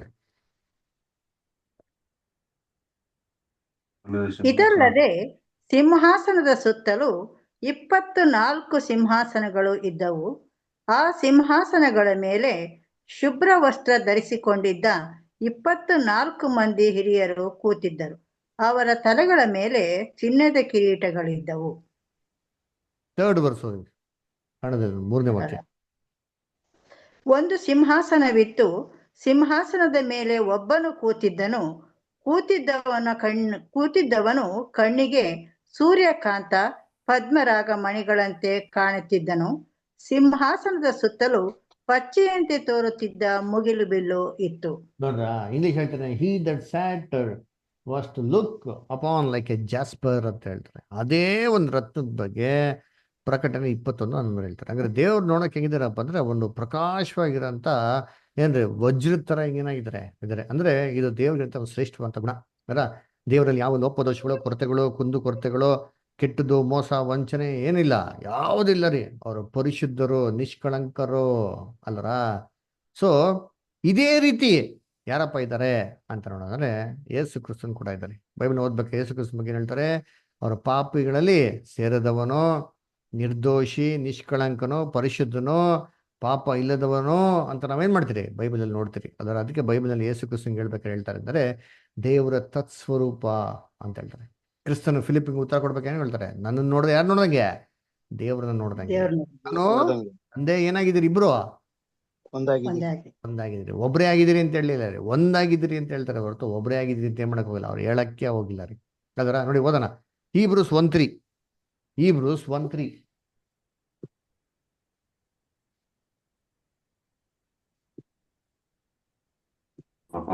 ಈತನು ದೇವರ ಪ್ರಭಾವದ ಪ್ರಕಾಶವು, ಆತನ ತತ್ವದ ಮೂರ್ತಿಯು, ತನ್ನ ಶಕ್ತಿಯ ವಾಕ್ಯದಿಂದ ಸಮಸ್ತಕ್ಕೆ ಆಧಾರವೂ ಆಗಿದ್ದು, ಪಾಪ ವಿಶುದ್ಧಿ ಮಾಡಿದ ಮೇಲೆ ಉನ್ನತ ಲೋಕದೊಳಗೆ ಮಹತ್ವವುಳ್ಳ ದೇವರ ಬಲಗಡೆಯಲ್ಲಿ ಆಸನರೂಢನಾದನು. ಮಹತ್ವವುಳ್ಳ ದೇವರ ಬಳಿಗೆ ಆಸನರೂಢ ಅಂತ ಹೆಂಗಿದೆ? ಯಾಕೆ ಅಂತಹ ಮಹತ್ವವುಳ್ಳ ದೇವರ ಬಳಿಗೆ ಅವ್ರ ಬಲಗಡೆ ಕೂತ್ಕೊಬೇಕು ಅಂದ್ರೆ ಇವ್ರು ಹೆಂಗಿದ್ರಂತೆ? ಅದರ ತತ್ವ ಸ್ವರೂಪ, ಪ್ರಕಾಶದ ಪ್ರಭಾವವು, express image of the father's person ಅಂತ ಹೇಳ್ತಾರೆ. ತಂದೆ ದೇವ್ರು ಹೆಂಗಿದ್ರು ಅವ್ರ ಪಕ್ಕಾ ಜೆರಾಕ್ಸ್ ಯಾರಪ್ಪ ಅಂತಂದ್ರೆ ಕ್ರಿಸ್ತನು. ಯಾವ ಇದರಲ್ಲಿ? ಕ್ರಿಸ್ತನು ಎಲ್ಲಾ ತಂದೆಯ ದೇವರಿಂದ ಗುಣಲಕ್ಷಣಗಳನ್ನ ಹೊಂದ್ಕೊಂಡಿದ್ರಂತೆ. ಹೇಗಪ್ಪ ಅಂದ್ರೆ ಬೈಬಲ್ ಹೇಳ್ಬೇಕಾದ್ರೆ ಕ್ರಿಸ್ತನ್ ಹೇಳ್ತಾರೆ, ಅದರ ನೀವೆಲ್ಲ ಹೇಗಿರ್ಬೇಕು ಅಂತಂದ್ರೆ ಪರಲೋಕದ ನಮ್ಮ ತಂದೆಯ ದೇವರು ಹೆಂಗಿದ್ದಾರೋ ಆ ಥರ ನೀವೇನಾಗಿರಿ, ನೀವು ಪರಿಪೂರ್ಣವಾಗಿರ್ರಿ ಅಂತ ಹೇಳ್ತಾರೆ. ಮ್ಯಾಥ್ಯೂ 5:48 ಹೋದ್ರಿ. Matthew 5th chapter 48 verse. ಆದದ್ದರಿಂದ ಪರಲೋಕದಲ್ಲಿರುವ ನಿಮ್ಮ ತಂದೆಯು ಯಾವ ದೋಷವೂ ಇಲ್ಲದವನಾಗಿರುವಂತೆ ನೀವು ದೋಷವಿಲ್ಲದವರಾಗಿರ್ರಿ. ನೋಡ್ರ, ವಜ್ರದಲ್ಲಿ ಯಾವ ದೋಷನೂ ಇಲ್ಲ ರೀ, ಅಲ್ಲರ ಪರ್ಫೆಕ್ಟ್ ಅಂತ ಹೇಳ್ತಾರೆ, ಅದರ ಪ್ರೆಷಸ್ ಸ್ಟೋನ್, ತಂದೆಯ ದೇವರಲ್ಲಿ ಯಾವ ದೋಷ ಇರುವಂತೆ ಅದರ ಆ ಥರ ನೀವೇನಾಗಿರ್ರಿ, ದೋಷ ಇಲ್ಲದವರಾಗಿರ್ರಿ ಅಂತ ಹೇಳ್ತಾರೆ. ಯಾರೋ ನಮಗೇನು ಮಾಡ್ತಾರೆ, ಅಡ್ವೈಸ್ ಮಾಡ್ತಾರೆ ಅಲ್ವರ. ಅದಕ್ಕೆ ಇವಾಗ ಹೆಂಗಪ್ಪ ಇದ್ದಾರೆ ಅಂದರೆ, ಕ್ರಿಸ್ತನು ದೇವ್ರ ಥರನೇ ಏನಾಗಿದ್ದಾರೆ ಇದ್ದಾರೆ ಅದರ. ಇವಾಗ ಏನು ಹೇಳ್ತಾರೆ ಸಭೆಗೆ ಏನಂತ ಹೇಳಿದ್ರು ಬೈಬಲಲ್ಲಿ, ನೀವು ಕೂಡ ಏನ್ರಿ ತಂದೆಯ ಒಂದು ಸಿಂಹಾಸನ ಕೂತ್ಕೊಬೇಕು ಅಂದ್ರೆ ನೀವ್ ಹೇಗಿರ್ಬೇಕಂತಾರೆ, ನೀವು ಕ್ರಿಸ್ತನ್ ತಾನೇ ಇರ್ಬೇಕು ಅಂತ ಹೇಳ್ತಾರೆ. ಆದ್ರೆ ಏನ್ ಹೇಳ್ತಾರೆ, ಪಾಪ ವಿಶುದ್ಧಿ ಮಾಡಿದ ಮೇಲೆ ದೇವರ ಬಲಗಡೆಯಲ್ಲಿ ಮಾಡಿದವರು ಕೂತ್ಕೊಂಡ್ರಂತ ಇಬ್ರಿಯರು 1:3 ಓದ್ತಿರಲ್ಲ, ಹೇಗೆ ಅವರೆಲ್ಲಾ ರೀತಿಯಲ್ಲೂ ದೇವ್ರಿಗೆ ಏನಾಗಿದ್ರು, ನಂಬಿಕಸ್ಥರಾಗಿದ್ರು. ಓಟ ಮುಗಿಸಿದ್ಮೇಲೆ ಅವ್ರು ಸಿಂಹಾಸನ ಪಕ್ಕ ಕೂತ್ಕೊಂಡು ಅವಕಾಶ ಕೊಟ್ರು. ಯಾಕೆ? ಅವರು ದೇವ್ರಿಗೆ ಏನಾಗಿದ್ರು, ಸದೃಶ್ಯನಾಗಿದ್ರು. ಅದರ ದೇವ್ರ ತರನೇ ಏನಾಗಿದ್ರು ಅವರು ಇದ್ರು. ಅದರ ಯಾವ್ದಲ್ಲಿ ಕ್ಯಾರೆಕ್ಟರ್ಲಿ. ನಮಗ್ ನೋಡಿ ಏನ್ ಹೇಳ್ತಾರೆ, ರೋಮನ್ಸ್ 8:29, ರೋಮನ್ಸ್ 8 ಚಾಪ್ಟರ್ 29 ವರ್ಸ್. ಯಾಕೆಂದರೆ ದೇವರು ತನ್ನ ಮಗನಿಗೆ ಅನೇಕ ಮಂದಿ ಸಹೋದರರಿದ್ದು ಅವರಲ್ಲಿ ಆತನೇ ಹಿರಿಯನಾಗಿರಬೇಕೆಂದು ಉದ್ದೇಶಿಸಿ ತಾನು ಯಾರನ್ನು ತನ್ನವರೆಂದು ಮೊದಲು ತಿಳ್ಕೊಂಡನೋ ಅವರನ್ನು ತನ್ನ ಮಗನ ಸಾರೂಪ್ಯವುಳ್ಳವರಾಗುವುದಕ್ಕೆ ಮೊದಲೇ ನೇಮಿಸಿದ್ರು. ಮೊದಲೇ ನೇಮಿಸ್ಬಿಟ್ರಂತೆ, ಮಗನ ಸ್ವಾರೂಪ್ಯ ಉಳ್ಳವರಾಗಿರ್ಬೇಕು ಅಂತ ಮೊದಲೇ ನೇಮಿಸ್ಬಿಟ್ರು. ಯಾವಾಗ? ಫಸ್ಟೇ ನೇಮಿಸ್ಬಿಟ್ರಂತೆ. ಅಲ್ವರ, ಹಂಗಾರೆ ಗಾಡ್ಸ್ ಪ್ಲಾನ್ ನಲ್ಲಿ ಸಭೆ ಇದ್ರೆ ಹೆಂಗಿರ್ಬೇಕಂತೆ, ಅದರ ಏನ್ರಿ ಥಳಥಳಿಸುವ ವಜ್ರವೋ ಎಂಬಂತೆ ಕಾಣಿಸ್ಬೇಕು. ಹೆಂಗಿರ್ಬೇಕು? ಪರಿಶುದ್ಧ ಪಟ್ಟಂಗಿತಂತೆ, ಅಮೂಲ್ಯವಂತ ರತ್ನ ತರ ಇರ್ತದೆ, ಪ್ರಕಾಶವಾಗಿತ್ತಂತೆ. ಅದರ ಅದಕ್ಕೆ ಹೇಳೋದು, ನಿಮ್ಮ ಒಂದು ಬೆಳಕು ಲೋಕದಲ್ಲಿ ಬೆಳಕಾಗಿ ಪ್ರತಿನಿಧಿಸ್ಬೇಕಾರೆ ಅವ್ರು ನಿಮ್ಮನ್ನ ನೋಡಿ ಪರಲೋಕ ತಂದೆ ಅದೇನು ಮಾಡ್ಬೇಕಂತೆ, ಕೊಂಡಾಡ್ಬೇಕು. ನೋಡಿ, ಒಂದು ವಜ್ರ ನೋಡ್ಬಿಟ್ಟು ಹೆಂಗ್ ಕೊಂಡಾಡ್ತಾರೆ ಜನಗಳು, ಪಾ ಏನ್ ಸೂಪರ್ ಆಗಿದೆ ಅಂತ ನಮ್ಮನ್ನ ನೋಡ್ಬಿಟ್ಟು ತಂದೆ ದೇವ್ನೇನ್ರಿ ಹೊಗಳವರಾಗಿರ್ಬೇಕು ಅಂತ. ಅದಕ್ಕೆ ಕ್ರಿಸ್ತನ್ ಹೆಂಗ್ ಗೊತ್ತಾ ಪ್ರೇಯರ್ ಮಾಡಿದ್ರು ನೋಡಿ, ಅವ್ರು ಪ್ರೇಯರ್ ಹೇಳ್ತಾರೆ ಎಲ್ಲಿ, ಜಾನ್ 17 ಚಾಪ್ಟರ್ ವರ್ಸ್ 20, 21, 20 ಮತ್ತೆ 21. ಆದರೆ ಇವರಿಗೋಸ್ಕರ ಮಾತ್ರವಲ್ಲದೆ ಇವರ ವಾಕ್ಯದಿಂದ ನನ್ನನ್ನು ನಂಬುವವರಿಗೋಸ್ಕರ ಸಹ ಕೇಳಿಕೊಳ್ಳುತ್ತೇನೆ. ನೋಡ್ರ, ನೀನು ಕ್ರಿಸ್ತನ ಪ್ರೇಯರ್ ಹೇಳ್ತಾರೆ, ದೇವರೇ ನಾನು ಪ್ರೇಯರ್ ಮಾಡ್ತೀನಿ. ಯಾರಿಗೋಸ್ಕರ ಪ್ರೇಯರ್ ಮಾಡ್ತೀನಿ ಅಂದ್ರೆ ಬರೀ ಇವ್ರಿಗೆ ಮಾತ್ರ ಅಲ್ಲ ರೀ, ಅನ್ನ ಜನ ಅಪ್ರಸ್ತುಸ್ ಮಾತ್ರ ಅಲ್ಲ, ಇವರು ವಾರ್ತೆನ ಕೇಳಿ, ವಾಕ್ಯನ ಕೇಳಿ, ಸತ್ಯನ ಕೇಳಿ ಯಾರೆಲ್ಲ ನಂಬ್ತಾರೋ ಅವ್ರಿಗೆಲ್ಲಾರ್ಗು ಕ್ರಿಸ್ತನ ಪ್ರೇಯರ್ ಏನಂತೆ. ಕಂಟಿನ್ಯೂ ಮಾಡಿ ಇಷ್ಟ. ನೀನು ನನ್ನನ್ನು ಕಳಿಸಿಕೊಟ್ಟಿದ್ದಿ ಎಂದು ಲೋಕವು ನಂಬುವುದಕ್ಕಾಗಿ ಅವರೆಲ್ಲರೂ ಒಂದಾಗಿರಬೇಕೆಂತಲೂ ತಂದೆಯೇ, ನೀನು ನನ್ನಲ್ಲಿಯೂ ನಾನು ನಿನ್ನಲ್ಲಿಯೂ ಇರುವ ಪ್ರಕಾರ ಅವರು ನಮ್ಮಲ್ಲಿ ಇರಬೇಕೆಂತಲೂ ಕೇಳಿಕೊಳ್ಳುತ್ತೇನೆ. ಇದು ಒಂದೇಸ್ರಿ. ಏನಪ್ಪ ಕ್ರಿಸ್ತನ ಪ್ರೇಯರ್ ಅಂತಂದ್ರೆ, ದೇವ್ರೆ ಹೆಂಗೆ ನಾನು ನಿನ್ನಲ್ಲಿಯೂ ನೀನ್ ನನ್ನಲ್ಲಿ ಒಂದಾಗಿದ್ರಿ. ಹೆಂಗಿದ್ರು ಕ್ರಿಸ್ತನ ದೇವರು? ಏನಾರ ಒಂದು ಏನ್ರಿ, ಏನೋ ಒಂದು ಸಪ್ರೇಷನ್, ಏನೋ ಒಂದು ಭೇದ ಭಾವ, ಅದರ ಏನೋ ಒಂದು ರೀತಿಯಲ್ಲಿ ಮನಸ್ತಾಪ, ಜಿಗುಪ್ಸೆ ಆ ಥರ ಕ್ರಿಸ್ತನ್ಗೂ ಮತ್ತೆ ಏನ್ರಿ ತಂದೆಯ ದೇವ್ರಿಗೆ ಯಾವ ಥರ ಇತ್ತ? ಇಲ್ವೇ ಇಲ್ಲ ರೀ. ಕ್ರಿಸ್ತನು ಏನ್ರಿ ಎಲ್ಲ ಪವರ್ ದೇವರು ಕ್ರಿಸ್ತನ್ ಕೊಟ್ಟಿದ್ರಿ, ಎಲ್ಲ ಅವ್ರಿಗೋಸ್ಕರ ಮಾಡಿದ್ದು. ಆದ್ರೂ ಕೂಡ ಕ್ರಿಸ್ತನ್ ಯಾವತ್ತೂ ಕೂಡ ಏನ್ರಿ ನಾನು ಇಷ್ಟಿದ್ದೀನಿ, ನಾನು ದೇವ್ರಿಗೆ ಈಕ್ವಲ್ ಆಗಿದ್ದೀನಿ, ಯಾಕೆ ನಾನು ದೇವ್ರಿಗೆ ಹೇಳಿ ಮಾತು ಕೇಳಬೇಕು ಅಂತ ಒಂದು ಅಯೋಟ ಅಂತ ಹೇಳ್ತಾರೆ ಗೊತ್ತಾ, ಅದು ಕೂಡ ಕ್ರಿಸ್ತನಲ್ಲಿ ಯಾವತ್ತೂ ಕೂಡ ಏನಿಲ್ಲ ಮನಸ್ಸಲ್ಲಿ ಬರಲ್ಲ ರೀ. ಅಂದ್ರೆ ಅಷ್ಟೊಂದು ಎಷ್ಟೇ ದೇವರ ಆಶೀರ್ವಾದ ಮಾಡಿ ಎಷ್ಟು ಉನ್ನತವಾಗಿ ಏರಿಸಿದ್ರು ಸರಿ, ಕ್ರಿಸ್ತನು ಯಾವತ್ತು ತಲೆ ಬಗ್ಗಿದ್ದು ಯಾರಿಗೆ ಅಂತಂದ್ರೆ ತಂದೆ ದೇವರಿಗೆ. ಅವ್ರು ಹೇಳಂಥದ್ದು ಎಲ್ಲದಕ್ಕೂ ಏನಾಗಿದ್ರಂತಲ್ಲಿ, ಅದರ ಸಾಷ್ಟಾಂಗವಾಗಿ ಏನ್ರಿ ಸರೆಂಡರ್ ಆಗ್ಬಿಡ್ತಾ ಇದ್ರಂತೇಳಿ. ಯಾರ ಇದು ಕ್ರಿಸ್ತನಿರಂಥ ಗುಣ. ಅದಕ್ಕೆ ಅವ್ರು ಹೇಳ್ತಾರೆ ಏನ್ರಿ, ತಂದೆಯೇ ನೀನು ನನ್ನಲ್ಲಿಯೂ ನಾನು ನಿನ್ನಲ್ಲಿಯೂ ಅಲ್ವರ, ನಾನ್ ನಿನ್ನಲ್ಲಿ ಏನಾಗಿದ್ದೀನಿ ದೇವ್ರೆ, ಒಂದಾಗಿದ್ದೀನಿ. ಅಂದ್ರ ದಟ್ ಈಸ್ ಒನ್ನೆಸ್. ನಾವು ದೇವರು ಒಂದು ಮೈಂಡ್ ಇದೆ ರೀ, ಅದನ್ನ ದೇವ್ರ ಮೈಂಡ್ನ ಯಾವುದೇ ಕಾರಣಕ್ಕೂ ದೇವ್ರು ಚೇಂಜ್ ಮಾಡೋದ್ರಿ. ಏನಾದ್ರು ನಮ್ಮ ಮೈಂಡ್ಗಳನ್ನ ಚೇಂಜ್ ಮಾಡ್ಕೊಂಡು ಗಾಡ್ಸ್ ಮೈಂಡಿಗೆ ನಾವೇನಬೇಕಲ್ಲಿ ಫಿಟ್ ಆಗ್ಬೇಕ್ರಿ. ಅದು ಒನ್ನೆಸ್. ಕ್ರೈಸ್ತ ಹೇಳ್ತಾರೆ ಈ ಒನ್ನೆಸ್ ಏನಾಗಿರ್ಲಿ ದೇವ್ರೆ ಇರ್ಲಿ, ಇವರೆಲ್ಲ ಕೂಡ ಏನಾಗಿರ್ಲಿ ಒಟ್ಟಾಗಿರ್ಲಿ. ಇದನ್ನ ನೋಡಿ ಜನಗಳೇನ್ ಮಾಡ್ಲಿ, ನಮ್ಮನ್ನ ಕಂಡಿಡಿಲಿ ಅಂತ ಹೇಳ್ತಾರೆ. ಅದರ ಈ ಒನ್ನೆಸ್ ಸ್ಪಿರಿಟ್ ಅದರ ಇದೇನಾಗಿರ್ಬೇಕು. ಅದಕ್ಕೆ ನಾವು ಈ ಬ್ಯಾಬಿಲೋನ್ನಲ್ಲಿ ಟ್ರಿನಿಟಿ ತ್ರೈಕತ್ವ ಅಂತ ಹೇಳ್ಬೋದು, ತಂದೆ ಮಗ ಪವಿತ್ರಾತ್ಮ.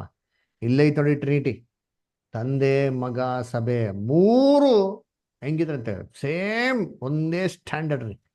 ಏನು ಬದಲಾವಣಿಕೆ ಇಲ್ಲ ರೀ. ಅಲ್ಲ ಟ್ರೈನಿಟಿ ಅಂತ ವರ್ಡ್ ಬೈಬಲ್ ಇಲ್ವೆಲ್ಲ ಬಿಡಿ, ಅದು ಫಾಲ್ಸ್ ಡಾಕ್ಟ್ರಿನ್, ದುರ್ಬೋಧನೆ. ಆದರೆ ಒಂದಾಗಿರಂಥದ್ದು ಈ ಮೈಂಡ್ ಇದೆಯಲ್ಲ, ಇದು ಕ್ರಿಸ್ತನ ಒಂದು ಪ್ರಾರ್ಥನೆ. ಅದಕ್ಕೆ ನೋಡ್ಬೇಕಾರೆ ನಗರ ಹೆಂಗಿದೆ ಅಂತಾರೆ, ಥಳಥಳಿಸುವಂತ ವಜ್ರ ತರ ಇದೆ. ಯಾವ್ದು ನಗರ ಅದು? ಹೊಸ ಯೆರೂಸಲೇಮು.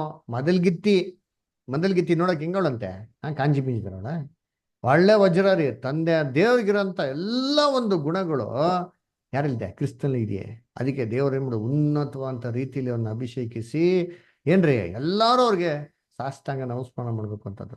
ಕ್ರಿಸ್ತನ ಸಭೆಗೂ ಕೂಡ ಇವತ್ತು ಇದೇ ಸೇಮ್ ಪ್ರೈಸ್ ರೀ. ಅದಕ್ಕೆ ಸಭೆ ಹೆಂಗಿರ್ಬೇಕಂತೆ, ತನ್ನನ್ನು ತಾನೇ ಸಿದ್ಧಪಡಿಸ್ಕೊಳ್ಳೋದ್ರೆ ಹೆಂಗ್ ಸಿದ್ಧಪಡಿಸ್ಕೊಳ್ಳೋಳೆ, ಅವ್ಳು ನೋಡಕ್ ಹೆಂಗಳಂತದೆ, ವಜ್ರದ ಥರ ಏನಾಗಂತ ಥಳಥಳಿಸುವಂತ ಒಂದು ಒಳ್ಳೆ ಒಂದು ಗುಣಗಳನ್ನ, ಕ್ರಿಸ್ತನ ಗುಣಗಳನ್ನ ಏನ್ ಮಾಡೋ ತನ್ನಲ್ಲಿ, ಕ್ರಿಸ್ತನ ಸ್ವಾರೂಪ್ಯ ಏನ್ ಮಾಡಂತಾಳೋ ಅವಳು ಬೆಳೆಸ್ಕೊಳ್ಳೋಣಂತೆ ಅದರ. ಅದಕ್ಕೆ ರೆವಲ್ಯೂಷನ್ ಏನ್ರಿ 21:12 ಓದೋಣ ಅದರ. ಅದಕ್ಕಿಂತ ಮುಂಚೆ ಇನ್ನೊಂದು ಪಾಯಿಂಟ್ ಹೇಳ್ಬಿಡ್ತೀನಿ ಕೇಳ್ರಿ ಅದರ. ಅದಕ್ಕೆ ನೋಡಿ, ಇದು ದೇವ್ರ ಪ್ಲಾನ್ ಅಲ್ಲಿ ಹೆಂಗಿದೆ ಅಂತಂದ್ರೆ, ನಮ್ಗೆ ಚೆನ್ನಾಗಿ ಗೊತ್ತು, ದೇವ್ರು 6 ದಿನ ಸೃಷ್ಟಿ ಮಾಡೋದು, 7ನೇ ದಿನ ರೆಸ್ಟ್ ತಗೊಂಡ್ರು. ಮನುಷ್ಯನ 6ನೇ ದಿನದ ಅಂತ್ಯದಲ್ಲಿ ಮಾಡಿದ್ರು, ಸೃಷ್ಟಿ ಮಾಡಿದ್ರು ಅಲ್ದರ. ಪರಿಪೂರ್ಣವಾಗಿದ್ದ ಅದರ, ಪರಿಶುದ್ಧವಾಗಿದ್ದ. ಆದ್ರೆ ಅವನು ದೇವರ ದೃಷ್ಟಿಯಲ್ಲಿ ಒಂದು ನಿಜವಾದ ಮನುಷ್ಯನಾಗಿದ್ನ ಅಂತಂದ್ರೆ ಇಲ್ಲ ರೀ. ಅದನ್ನ ದೇವರು ಯಾವಾಗಪ್ಪ ಅವ್ರನ್ನ ಪರಿಪೂರ್ಣವಾಗಿ ನಿಜವಾದ ಒಂದು ಪರ್ಫೆಕ್ಟ್ ಒಂದು ಲೆವೆಲ್ಗೆ ಯಾವಾಗ ತರ್ತಾರೆ ಅಂತಂದ್ರೆ end of the 7th day. ಅದಕ್ಕೇನೆ 7ನೇ ದಿನ ದೇವರು ಎಷ್ಟೊಂಬಿಡಿರೋದು. ಮನುಷ್ಯನ ಸೃಷ್ಟಿ ಮಾಡಿದ್ರಲ್ಲ, ಆ ಪರಿಪೂರ್ಣವಂತ ಮನುಷ್ಯ ಏನಾಗ್ಲಿ ಇನ್ನ ಪರಿಪೂರ್ಣತೆಗೆ ಬರಬೇಕು ಅಂತ ಅಂದ್ಬಿಟ್ಟೆ ದೇವ್ರು 7ನೇ ದಿನ ಅಂತ ಏನ್ ಮಾಡಿದ್ರೆ ಅಲ್ಲಿ ಇಟ್ಟಿರೋದ್ರಿ. ಅದಕ್ಕೆ ನಾವು 1000 ವರ್ಷದಲ್ಲಿ ದೇವ್ರ ಪ್ಲಾನ್ ಅಲ್ಲಿ ಏನ್ ನೋಡ್ತೀರಿ, ಪುನರ್ತನಾಗಿ ಬರೋಂಥ ಪ್ರತಿಯೊಬ್ಬ ಮನುಷ್ಯನಿಗೆ ಅವನು ಭೂಲೋಕದಲ್ಲಿ ಜೀವಂತವಾಗಿ ಬಂದ್ಮೇಲೆ 100 ವರ್ಷ ಮಿನಿಮಮ್ ಏನ್ ಮಾಡ್ತಾರೆ, ಕೊಡ್ತಾರೆ ಅಂತ ನೋಡ್ತೀರಿ. ಅಂದ್ರೆ ಏನರ್ಥ, ಒಬ್ಬ ಮನುಷ್ಯ ಪಾಪದಲ್ಲಿ ಬಿದ್ದಿರೋಂಥ ಮನುಷ್ಯ ಒಂದು ಪರ್ಫೆಕ್ಟ್ ಮ್ಯಾನ್, ಒಂದು ಪರಿಪೂರ್ಣವಂತ ಮನುಷ್ಯನಾಗಬೇಕು ಅಂತಂದ್ರೆ ಅವ್ನಿಗೆ ಅಟ್ಲೀಸ್ಟ್ ಎಷ್ಟು ವರ್ಷ ಬೇಕು? 100 ವರ್ಷ ಬೇಕು ಅಂತ ಅದರ ವಾಕ್ಯ ಓದ ನೋಡಿತೀನಿ. ಯೆಶಾಯ 65:20.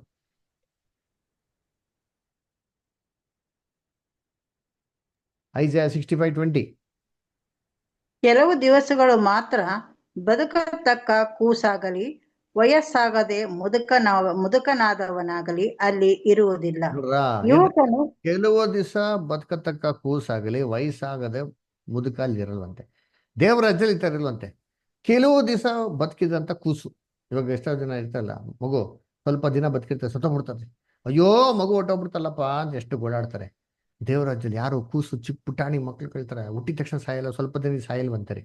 ಆಮೇಲೆ ಇನ್ನೇನು ಹೇಳ್ತಾರೆ ಅಷ್ಟೇ, ಯುವಕನು ವಯಸ್ಸಾಗದೆ ಮುದುಕನಾದವನಾಗಲಿ ಅಲ್ಲಿ ಇರುವುದಿಲ್ಲ. ವಯಸ್ಸಾಗದ ಮುದುಕ ಇರಲ್ವಂತಾರೆ. ವಯಸ್ಸಾಗದ ಮುದುಕ ಅಂತಾರೆ. ನೀನು ಯಾವಸ್ತಾನ ವಯಸ್ಸಾಗದ ಮುದುಕ ಅಂತೀರಿ. ಅದೇನೋ ಇವಾಗೆಲ್ಲ ವಯಸ್ಸಾಗ ಮುದುಕಾಗಿ ಸಾಯ್ತಾರಲ್ಲ, ದೇವರಾಜಲ್ಲಿ ಹಂಗೂ ಸಾಯಲ್ವಂತೀರಿ. ಅರೆ ಹಂಗಾರೆ ಇನ್ಯಾವಾಗ ಸಾಯ್ತಾರಪ್ಪ? ಚಿಕ್ಕ ವಯಸ್ಸಲ್ಲೂ ಸಾಯಲ್ವಂತೆ, ಮುದಿ ವಯಸ್ಸಲ್ಲೂ ಸಾಯಲ್ವಂತೆ. ಮತ್ತೆ ದೇವರಾಜಲ್ಲಿ ಯಾವಾಗ ಸಾಯ್ತಾನೆ? ಹಂಗಾರೆ ಏನ್ ಅರ್ಥ ಅಂತಂದ್ರೆ, ದೇವರಾಜಲ್ಲಿ ಯಾರೋ ಒಬ್ರು ಸತ್ರೆ ಒಂದು ಪರ್ಟಿಕ್ಯುಲರ್ ಏಜಲ್ಲಿ ಸಾಯ್ತಾರೆ ಅಂತ ಮೀನಿಂಗು. ಹಾಗಾದ್ರೆ ಏನದು ಏಜು ಅಲ್ರ? ಏನದು ಏಜು? ಇವಾಗ ಕಂಟಿನ್ಯೂ ಮಾಡಿ. ಯುವಕನು 100 ವರ್ಷದೊಳಗೆ ಸಾಯನು, ಪಾಪಿಷ್ಠನಿಗೂ 100 ವರ್ಷದೊಳಗೆ ಶಾಪ ತಗಲದು. 100 ವರ್ಷದೊಳಗೆ ಶಾಪ ತಗಲದು. ಹಂಗಾರೆ ಏನರ್ಥ? ಅವನ್ ಶಾಪ ತಗಲ್ದ್ರೆ 100 ವರ್ಷಕ್ಕೆ ತಗಲದ್ರಿ. ಅಂದ್ರೆ ಮಿನಿಮಮ್ 100 ವರ್ಷ ಬದುಕೇ ಇರ್ತಾನ್ರಿ. ಅವನಿಗೇನೋ ಶಾಪ ತಗಲ್ಬೇಕು ಅಂತಂದ್ರೆ ಏನ್ರಿ, ಶಿಕ್ಷೆ ಕೊಡ್ಬೇಕು ಅಂದ್ರೆ ದೇವ್ರು ಕೊಡೋದು ಯಾವಾಗಂತ ಮರಣದಂಡನೆ after 100 years. So minimum 100 years age guarantee ಯಾವಾಗ ಅಂದ್ರೆ ಕ್ರಿಸ್ತನ ರಾಜ್ಯದಲ್ಲಿ. ಅವ್ನು ಸತ್ರೆ 100 ವರ್ಷ ಸತ್ರೆ ಅವ್ನು ಹಿಂಗಿರ್ತಾರಂತೆ, ಯೌವನಸ್ಥನು. ಅದರ ಯೋಚನೆ ಮಾಡಿದ್ದೆ, 100 ವರ್ಷಕ್ಕೆ ಸತ್ರೆ ಯೌವನಸ್ಥರ ಸತ್ತಂಗಂತೆ ಅದರ. ಅದಕ್ಕೆ ಕ್ರಿಸ್ತನ ರಾಜ್ಯದಲ್ಲಿ ಒಬ್ಬ ಮನುಷ್ಯನ, ಪಾಪದ ಬಿದ್ದಿದಂತ ಮನುಷ್ಯನ ಒಂದು ಪರಿಪೂರ್ಣ ಅಂತ ಮನುಷ್ಯನಿಗೆ ತರಬೇಕು ಅಂದ್ರೆ ದೇವರು ಮಿನಿಮಮ್ 100 years ಕೊಡ್ತಾರೆ. ಕ್ರಿಸ್ತನ್ ತರ ಆಗ್ಬೇಕಂದ್ರೆ ಎಷ್ಟು ವರ್ಷ ಬೇಕು? 1000 ವರ್ಷ ಬೇಕ್ರಿ. ಅದಕ್ಕೆ ಕ್ರಿಸ್ತನಿಗೆ 1 ದಿನ ಅಂದ್ರೆ 1000 ವರ್ಷ, 1000 ವರ್ಷ ಅಂದ್ರೆ 1 ದಿನ. ಕ್ರಿಸ್ತನ್ಗೆ ಅದಕ್ಕೆ ಇಡೀ ಭೂಲೋಕದ ಮೇಲೆ ಆಳ್ವಿಕೆ ಮಾಡಕ್ಕೆ 1000 ವರ್ಷ ಕೊಟ್ಟಿರ್ತಾರೆ. ನೋಡಪ್ಪ, ಸತ್ಯ ಎಲ್ಲ ಪುನರ್ತನಾಗಿ ಬರ್ತಾರೆ. ಆ ಪುನರ್ತನಾಗಿ ಬರೋಂಥ ಮನುಷ್ಯರುಗಳು ಒಂದು ಮನುಷ್ಯನಾಗ್ಬೇಕು ಅಂದ್ರೆ 100 ವರ್ಷ ಬೇಕು. ಆದ್ರೆ ನಿನ್ ತರ ಆಗ್ಬೇಕು ಅಂತಂದ್ರೆ ಎಷ್ಟು ವರ್ಷ ಬೇಕು? 1000 ವರ್ಷ ಬೇಕು. ಅದಕ್ಕೆ ಈ 1000 ವರ್ಷ ಆಡಳಿತನ ಯಾರು ಕೊಟ್ಟಿದ್ದ? ಕ್ರಿಸ್ತನಿಗೆ ಕೊಟ್ಟಿರೋದು. ಇವಾಗ ಪ್ರಕಟಣೆ 21:12 ಓದ್ರಿ.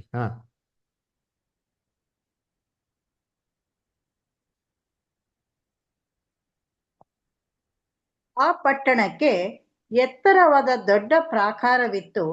ಅದಕ್ಕೆ 12 ಹೆಬ್ಬಾಗಿಲುಗಳಿದ್ದವು. ಆ ಬಾಗಿಲುಗಳ ಬಳಿಯಲ್ಲಿ 12 ಮಂದಿ ದೇವದೂತರಿದ್ದರು. ಅವುಗಳ ಮೇಲೆ ಇಸ್ರಾಯೇಲರ 12 ಕುಲಗಳ ಹೆಸರುಗಳು ಬರೆದಿದ್ದವು. ನೋಡ್ರ, ಆ ಪಟ್ಟಣಕ್ಕೆ ಎತ್ತರವಾಗಿರಂತ ದೊಡ್ಡ ಪ್ರಕಾರವಿತ್ತು. ಅದಕ್ಕೆ 12 ಹೆಬ್ಬಾಗಿಲುಗಳು ಇದ್ದವು ಅಂತ ಏನ್ ಮಾಡ್ತೀವಿ ನೋಡ್ತೀವಿ. ಅದರ ಏನಪ್ಪಾ ಅಂದ್ರೆ ಬಾಗಿಲುಗಳಿತ್ತು ಅಂತ ನೋಡ್ತೀವಿ. ದೊಡ್ಡ ಏನಾಗಿತ್ತಂತೆ, ಗೋಡೆ ಇತ್ತಂತೆ ರೀ, ಪ್ರಕಾರ ಹಂಗಿತ್ತಂತೆ, ದೊಡ್ಡದಾಗಿತ್ತು ಅಂತ ಹೇಳ್ತಾರೆ. ಸರಿ ನೋಡ್ಬೇಕಾರೆ ಇದಕ್ಕೆ 12 ಹೆಬ್ಬಾಗಿಲು ಬೇನೈತಂತೆ ಇತ್ತಂತೆ. ಅಲ್ಲಿ ಏನ್ರಿ ಹೆಬ್ಬಾಗಿಲ ಹತ್ರ 12 ಮಂದಿ ದೂತರುಗಳು ಏನಾಗೋರಂತೆ ಇದರಂತೆ. ಈ 12 ಏನ್ರಿ ಗೇಟ್ಗಳ ಮೇಲೆ ಏನಪ್ಪ ಬರ್ದವ್ರೆ ಅಂತಂದ್ರೆ 12 ಏನ್ರಿ ಇಸ್ರೇಲಿನ 12 ಗೋತ್ರಗಳ ಹೆಸರುಗಳು ಬರ್ದ್ಬಿಟ್ಟವ್ರಂತೆ. ಏನಿದು ಮೊದಲು ಗೋಡೆ ಏನಪ್ಪ ಹಳೆ ಕಾಲದಲ್ಲಿ ಕೋಟೆಗಳಿಗೆ ಗೋಡೆ ಏನ್ ಮಾಡೋರು, ಕಟ್ಟೋರು. ಏನಕ್ಕೆ ಕಟ್ಟೋರು ಅಂದ್ರೆ ಒಂದು ಪ್ರೊಟೆಕ್ಷನ್, ಒಂದು ಶೆಲ್ಟರ್ ಒಂದು ಗಾರ್ಡ್ಗಾಗೆ ರಕ್ಷಣೆಗಾಗಿ ಏನ್ ಮಾಡೋರಂತೆ ಇದನ್ನೆಲ್ಲ ಕಟ್ಟೋರು. ಅದೇ ರೀತಿ ಹೊಸ ಯೆರೂಸಲೇಮಿನ ಗೋಡೆ ತುಂಬಾ ಎತ್ತರವಾದದ್ದು ಅಂತಂದ್ರೆ ಕ್ರಿಸ್ತ ರಾಜ್ಯದಲ್ಲಿ ಮನುಷ್ಯರಿಗೆ ಕೊಡುವಂತ ರಕ್ಷಣೆ, ಒಂದು ಶೆಲ್ಟರು, ಒಂದು ಪ್ರೊಟೆಕ್ಷನ್ ಏನ್ರಿ ತುಂಬಾ ಎತ್ತರವಾದದ್ದು ಅದಕ್ಕೆ ಹೇಳ್ತಾರೆ ನೋಡಿರ್ತೀವಿ. ಓದೋಣ ಕೆಲವೊಂದು ವಾಕ್ಯಗಳು ಓದೋಣ. ಪ್ರಸಂಗಿ 8ನೇ ಅಧ್ಯಾಯ 10ನೇ ವಾಕ್ಯ. ಪ್ರಸಂಗಿ 8:10. ಒಂದ್ ನಿಮಿಷ ರೀ, ಪ್ರಸಂಗಿ ಇಲ್ಲ, ಒಂದ್ ನಿಮಿಷ, ಕ್ಷಮಿಸಿ ಒಂದ್ ನಿಮಿಷ. ಎಜೇಕಿಯಲ್ ಒಂದ್ ನಿಮಿಷ ರೀ. 28:14. ಸಾರಿ, ಎಜೇಕಿಯಲ್ 28:14. ಕ್ಷಮಿಸಿ, ಓದಿ. ನೀನು ರೆಕ್ಕೆ ತೆರೆದು ನೆರಳು ಕೊಡುವ ಕೆರೂಬಿಯಾಗಿದ್ದಿ. ರೆಕ್ಕೆ ತೆರೆದು ನೆರಳು ಕೊಡುವಂತ ಕೆರೂಬಿಯಾಗಿದ್ದಿ. ಯಾರು? ಮಾರ್ನಿಂಗ್ ಸ್ಟಾರ್, ಉದಯ ನಕ್ಷತ್ರ. ಇದೇ ತರ ಕ್ರಿಸ್ತನ್ ರಾಜ್ಯದಲ್ಲಿ ಸಭೆನ ಆಯ್ಕೆ ಮಾಡಿದ ಏನಕ್ಕಪ್ಪ ಅಂದ್ರೆ ಇಡೀ ಲೋಕಕ್ಕೆ ಏನ್ ಮಾಡ್ಲಿ, ಅವರು ರೆಕ್ಕೆ ತೆರಳು ನೆರಳು ಕೊಡ್ಲಿ, ರಕ್ಷಣೆ ಕೊಡ್ಲಿ. ಅದಕ್ಕೆ ಅವ್ರ ಗೋಡೆಗಳು ಹೆಂಗಪ್ಪ ಇದೆ ಅಂತಂದ್ರೆ ತುಂಬಾ ಎತ್ತರವಾಗಿದೆ. ಇವಾಗ ಓದಿ, ಇಲ್ಲಿ ಯೆಶಾಯ 60ನೇ ಅಧ್ಯಾಯ 18ನೇ ವಾಕ್ಯ. ಐಸಾಯಾ ಚಾಪ್ಟರ್ 60 ವರ್ಸ್ 18.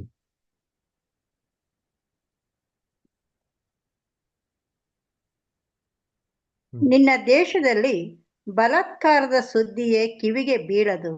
ನಿನ್ನ ಪ್ರಾಂತದೊಳಗೆ ಭಂಗನಾಶನಗಳ ವಾರ್ತೆಯೇ ಕೇಳಬರುವುದಿಲ್ಲ. ಆಗ ದೇವರಕ್ಷಣೆಯು ನನ್ನ ಪೌಳಿ ಗೋಡೆಗಳು, ದೇವಸ್ತೋತ್ರವು ನನ್ನ ಬಾಗಿಲುಗಳು ಎಂದು ಅಂದುಕೊಳ್ಳುವಿ. ನನ್ನ ಬಾಗಿಲುಗಳು, ಗೋಡೆಗಳನ್ನ ಏನ್ ಮಾಡ್ತೀವ ಅಂದ್ಕೊಳ್ತಾರೆ. ಪೌಳಿ ಗೋಡೆಗಳು ಏನ್ ಅಂದ್ಕೊಂತಿರತ್ತೆ? ರಕ್ಷಣೆ. The wall of salvation, the wall of protection ಅಂತ ಅಂದ್ಕೊಂತೀರಾ ಅಂತ ಹೇಳ್ತಾರೆ. ಈ ಗೋಡೆನ ದೇವ್ರು ಹೆಂಗ್ ಕಟ್ತಾರದು? ನಾವೆಲ್ಲ ಏನಾಗಿದೆ, ಜೀವ ಕಲ್ಲುಗಳು, ಒಂದೊಂದೇ ಕಲ್ಲುಗಳ ಮುಖಾಂತರ. ಪೇತ್ರ ಕೂಡ ಒಂದು ಕಲ್ಲಾಗಿದ್ದಾರೆ. ಇದು ಕಲ್ಲುಗಳ ಮುಖಾಂತರ ಏನ್ ಮಾಡ್ತಾರೆ? 1,44,000 ಕಲ್ಲುಗಳ ಮುಖಾಂತರ ಈ ಒಂದು ಪ್ರೊಟೆಕ್ಷನ್ ಗೋಡೆನ ದೇವ್ರು ಏನ್ ಮಾಡ್ತಾರೆ? ಅಲ್ಲಿ ಏನ್ ಮಾಡ್ತಾರೆ? ಎತ್ತರವಾಗಿ ಕಟ್ತಾರಂತೆ. ಇದಕ್ಕೇನಪ್ಪ ಇತ್ತು ಅಂತಂದ್ರೆ ಗೇಟ್ಗಳಿತ್ತು ಅಂತ ಹೇಳ್ತಾರೆ. ಏನು ಗೇಟ್ ಅನ್ನೋ ಬೈಬಲಲ್ಲಿ ನಮಗೆ ಚೆನ್ನಾಗಿ ಗೊತ್ತು. ದೇವ್ರ ದೇವಸ್ಥಾನ ಗುಡಾರದಲ್ಲಿ ನಾವು ಏನ್ ಮಾಡಿ ಪಾಠ ಕೇಳ್ತಿದ್ರಿ. ಆ ದೇವ್ರ ದೇವಸ್ಥಾನ ಗುಡಾರಕ್ಕೆ ಕೊಡಕ್ಕೆ ಹೋಗ್ಬೇಕಾದ್ರೆ ಇತ್ತು, ಒಂದು ಗೇಟ್ ಇರ್ತಾ ಇತ್ತು. ಅದಕ್ಕೆ ಗೇಟ್ ಇರೋದೇ ಒಂದೇ ಗೇಟು. ಆ ಒಂದು ಗೇಟ್ ಮುಖಾಂತರ ಏನ್ ಮಾಡಕ್ ಸಾಧ್ಯ? ಒಳಗಡೆ ಹೋಗೋದಿಕ್ಕೆ ಸಾಧ್ಯ. ಆ ಒಂದು ಗೇಟ್ ಯಾರದು? ಆ ಗೇಟ್ ಯಾರು? ದೇವ್ರ ದೇವಸ್ಥಾನ ಗುಡಾರಲ್ಲಿ ಅಂತ ಒಂದೇ ಒಂದು ಗೇಟ್ ಯಾರದು? ಯಾರನ್ನ ಸೂಚನೆ ಮಾಡ್ತದೆ?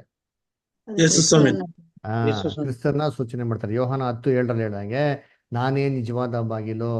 ಯಾರ ಈ ಬಾಗಿಲು ಮುಖಾಂತರ ಹೊರಗಡೆ ಬಂದ ರಕ್ಷಣೆ ಏನ್ ಮಾಡ್ತಾರೆ? ಕಂಡುಕೊಂತಾರೆ. ಆ ನಿಜವಾದ ಬಾಗಿಲು ಕ್ರಿಸ್ತನೇ. ಅದೇ ರೀತಿ ಕ್ರಿಸ್ತನ ರಾಜ್ಯದಲ್ಲಿ ಈ ಒಂದು ಪರಿಶುದ್ಧವಾಗಿರಂತ ಪಟ್ಟಣ ಒಳಗಡೆ ಜನಗಳು ಬರ್ತಾರೆ. ರಕ್ಷಣೆಗಾಗಿ ಬರ್ತಾರೆ ಅಂತಂದ್ರೆ ಅವರು ಒಂದು ಗೇಟ್ ಮುಖಾಂತರ ಬರ್ಬೇಕು. ಎಷ್ಟು ಗೇಟ್ ಇದೆ? 12 ಗೇಟ್ಗಳೈತೆ, ಒಂದೇ ಗೇಟ್ ಇಲ್ಲ ರೀ. ಹಂಗಾರೆ ಈ 12 ಗೇಟ್ಗಳ ಹತ್ರ ಒಬ್ಬೊಬ್ಬರು ದೂತರುಗಳಿದ್ದಾರಂತೆ. ಆ ಗೇಟ್ಗಳ ಮೇಲೆ 12 ಏನ್ರಿ ಯಹೂದ್ಯರ ಒಂದು ಏನ್ರಿ ಗೋತ್ರಗಳ ಹೆಸರುಗಳು ಬರ್ತೈತಂತೆ. ಏನಿದು ಗೇಟ್ ಅಂದ್ರೆ? ಗೇಟ್ ಅಂದ್ರೆ ಏನ್ರಿ? ಓದಿ, ಕೀರ್ತನೆ 104, ಸಾಮ್ಸ್ ಚಾಪ್ಟರ್ 100 ವರ್ಸ್ 4.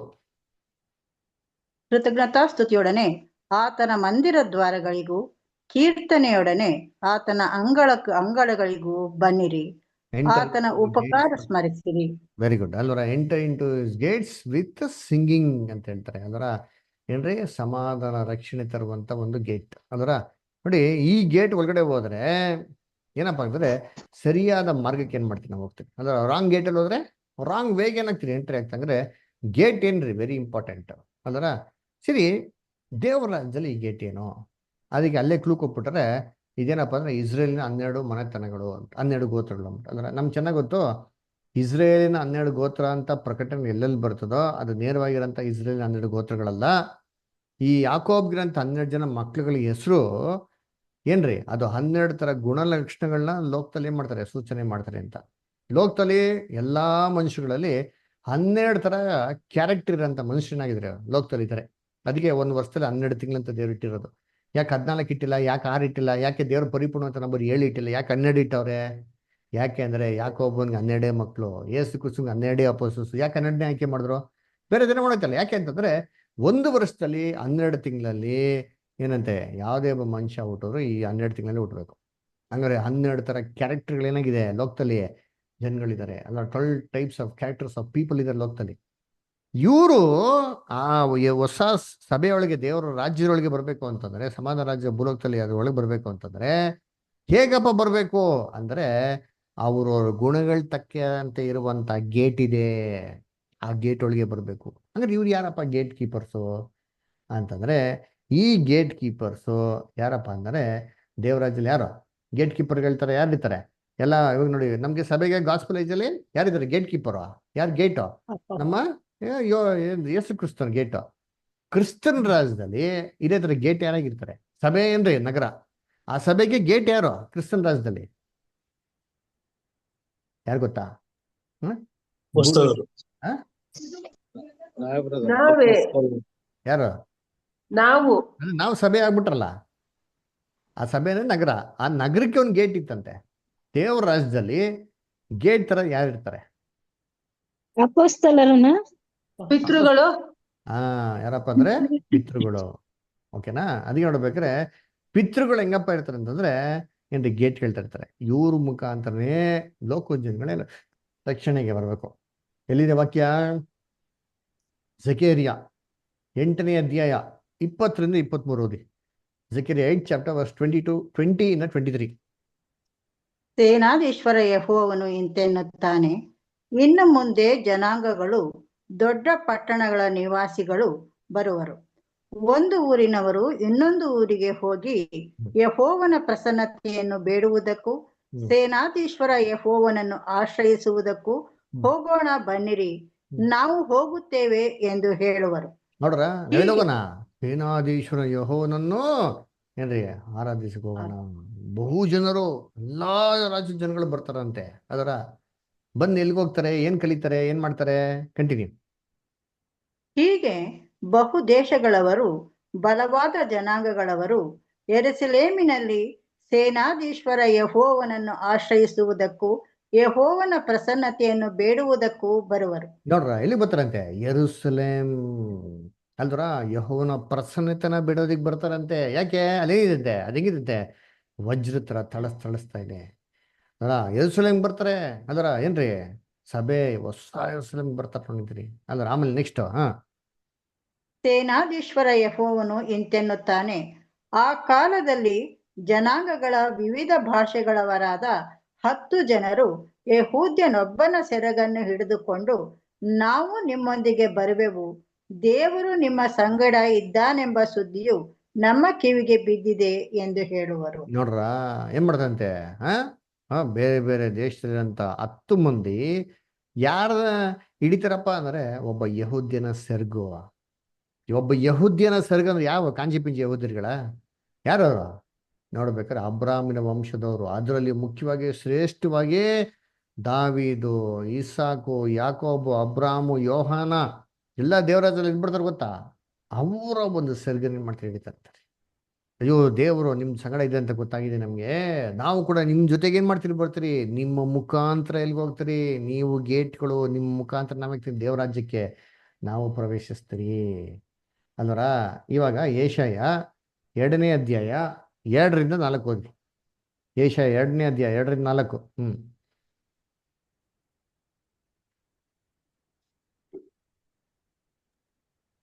ಅಂತ ಕಾಲದಲ್ಲಿ ಯೆಹೋವನ ಮಂದಿರದ ಬೆಟ್ಟವು ಗುಡ್ಡ ಬೆಟ್ಟಗಳಿಗಿಂತ ಬೆಟ್ಟವು ಗುಡ್ಡ ಬೆಟ್ಟಗಳಿಗಿಂತ ಉನ್ನತವಾಗಿಯೂ ಹ್ಮ್ ಬೆಳೆದು ನೆಲೆಗೊಳ್ಳುವುದು.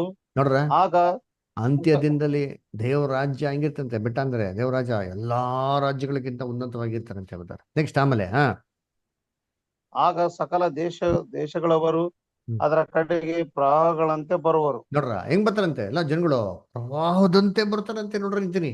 ಆಮೇಲೆ ಹೊರಟು ಬಂದು ಬಹು ಜನಾಂಗದವರು ಬನ್ನಿರಿ, ಯೆಹೋವನ ಪರ್ವತಕ್ಕೆ, ಯಾಕೋಬರ ದೇವರ ಮಂದಿರಕ್ಕೆ ಹೋಗೋಣ. ಹ್ಮ್.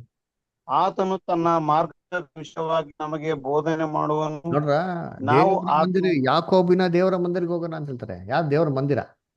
ದೇವ್ರ ಮಂದಿರ ಅಂದ್ರೆ ಯಾವ್ದು? ಯಾರು ದೇವ್ರ ಮಂದಿರ? ನಾವೇ.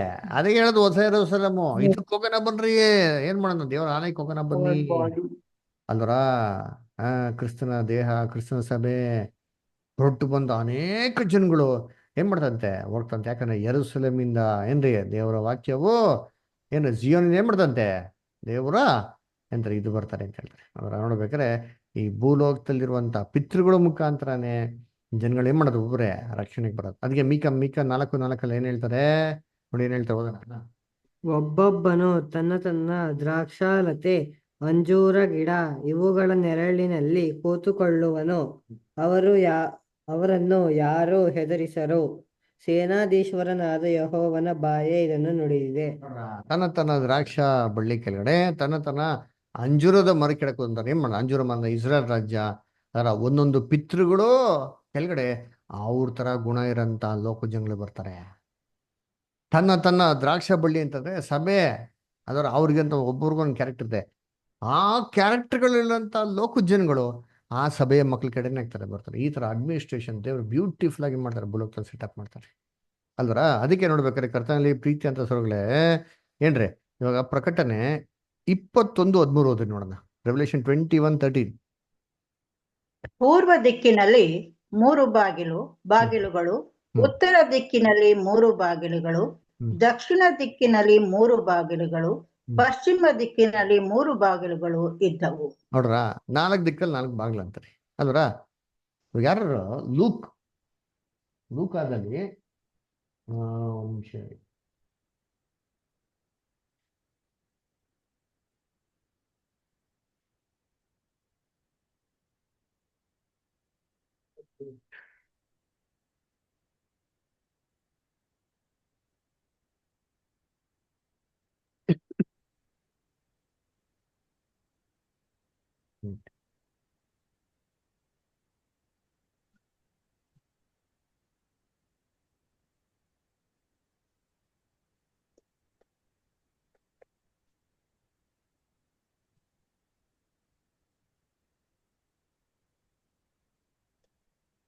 one minute.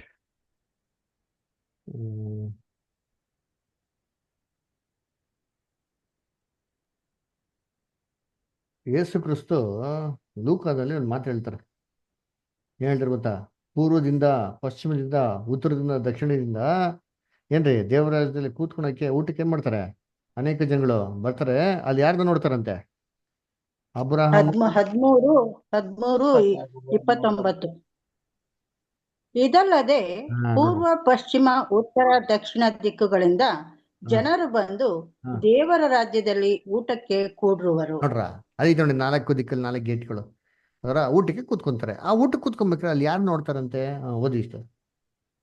ಇಗೋ, ಕಡೆಯವರಾಗಿರುವ ಕೆಲವರು ಮೊದಲಿನವರಾಗುವರು, ಮೊದಲಿನವರಾಗಿರುವ ಕೆಲವರು ಕಡೆಯವರಾಗುವರು. Very good. 28 ಓದಿ ಹಂಗೆ. 28. ಅಬ್ರಹಾಮ, ಇಸಾಕ, ಯಾಕೋಬ ಇವರು ಮತ್ತು ಎಲ್ಲಾ ಪ್ರವಾದಿಗಳು ದೇವರ ರಾಜ್ಯದಲ್ಲಿರುವುದನ್ನು, ನಿಮ್ಮನ್ನು ಮಾತ್ರ ಹೊರಗೆ ಹಾಕುವುದನ್ನು ನೀವು ನೋಡುವಾಗ ನಿಮಗೆ ಗೋಳಾಟವು. ಎಲ್ಲಾ ಪ್ರವಾದಿಗಳು ಅಬ್ರಹಾಮ್, ಇಸಾಕ, ಯಾಕೋಬನೆಲ್ಲ ನೋಡ್ತಾರೆ. ಹಂಗಾರೆ 4 ದಿಕ್ಕಿಂದ ಏನ್ರಿ ಎಲ್ಲಾ ಜನಗಳು ಬರ್ಬೇಕಾರೆ ಎಲ್ಲಾರು ಏನಾಗಿರ್ತಂತೆ. ಅದಕ್ಕೆ ಇದನ್ನ ಹೇಗಪ್ಪ ನೋಡ್ಸಿದಾರೆ ಅಂತ ನೋಡ್ಬೇಕಾರೆ ಕರ್ತನಲ್ಲಿ ಪ್ರೀತಿ ಅನ್ಸೋಗಳೇ, ಇದಕ್ಕೆ ದೇವದರ್ಶನ ಗುಡಾರ ಸುತ್ತಲೂ ಏನಾಗ್ತಾರೋ ಇಸ್ರೇಲ್ ಜನಗಳು ಕ್ಯಾಂಪ್ ಇರ್ತೈತೆ. 12 ಗೋತ್ರಗಳು 12 ರೀತಿಯಲ್ಲಿ ಮಾಡ್ಕೋ ಅಲ್ಲಿ ಇಸ್ರೇಲು ದೇವಸ್ಥಾನ ಗುಡಾರ ಟೆಂಕಿ ಹಾಕ್ಬೇಕು. ಹೇಗೆ ಅಂತಂದ್ರೆ 3 ಗೋತ್ರಗಳು ನನ್ನ ಕಡೆ ರೀ ಅಲ್ವರ. ಹಂಗಾರೆ ಇದೇನು ನೋಡ್ಸಂದ್ರೆ ಲೋಕದಲ್ಲಿ ಎಲ್ಲಾ ಜನಗಳಿಗೂ ಅವ್ರವ್ರ ಕ್ಯಾರೆಕ್ಟರ್ಗಳಿರೋಂಥ ಜನಗಳಿಗೆ ಅವ್ರವ್ರ ಕ್ಯಾರೆಕ್ಟರ್ಗಳಿರೋಂಥ ಪಿತೃಗಳನ್ನ ಮೇಲೆ ಏನ್ ಮಾಡ್ತಾರೆ, ಪಿತೃಗಳನ್ನೇ ಕೊಡ್ತಾರೆ. ಅವ್ರವ್ರ ಕ್ಯಾರೆಕ್ಟರ್ಗಳಿರೋಂಥ ಸಭೆಗೆ ಏನ್ ಮಾಡ್ತಾರೆ, ಒಪ್ಪಿಸ್ಕೊಡ್ತಾರೆ. ಆವಾಗ ದೇವರ ರಾಜ್ಯ ಭೂಲೋಕದಲ್ಲಿ ಸಮಾಧಾನವಾಗಿ ಏನ್ ಮಾಡ್ತಾರೆ, ಅವರು ಸ್ಥಾಪನೆ ಮಾಡ್ತಾರೆ. ಐಸಯ 26:2 ಹೋದ್ರಿ ಯಾರಾದ್ರು? ಏಷಯ ಆ 26:2.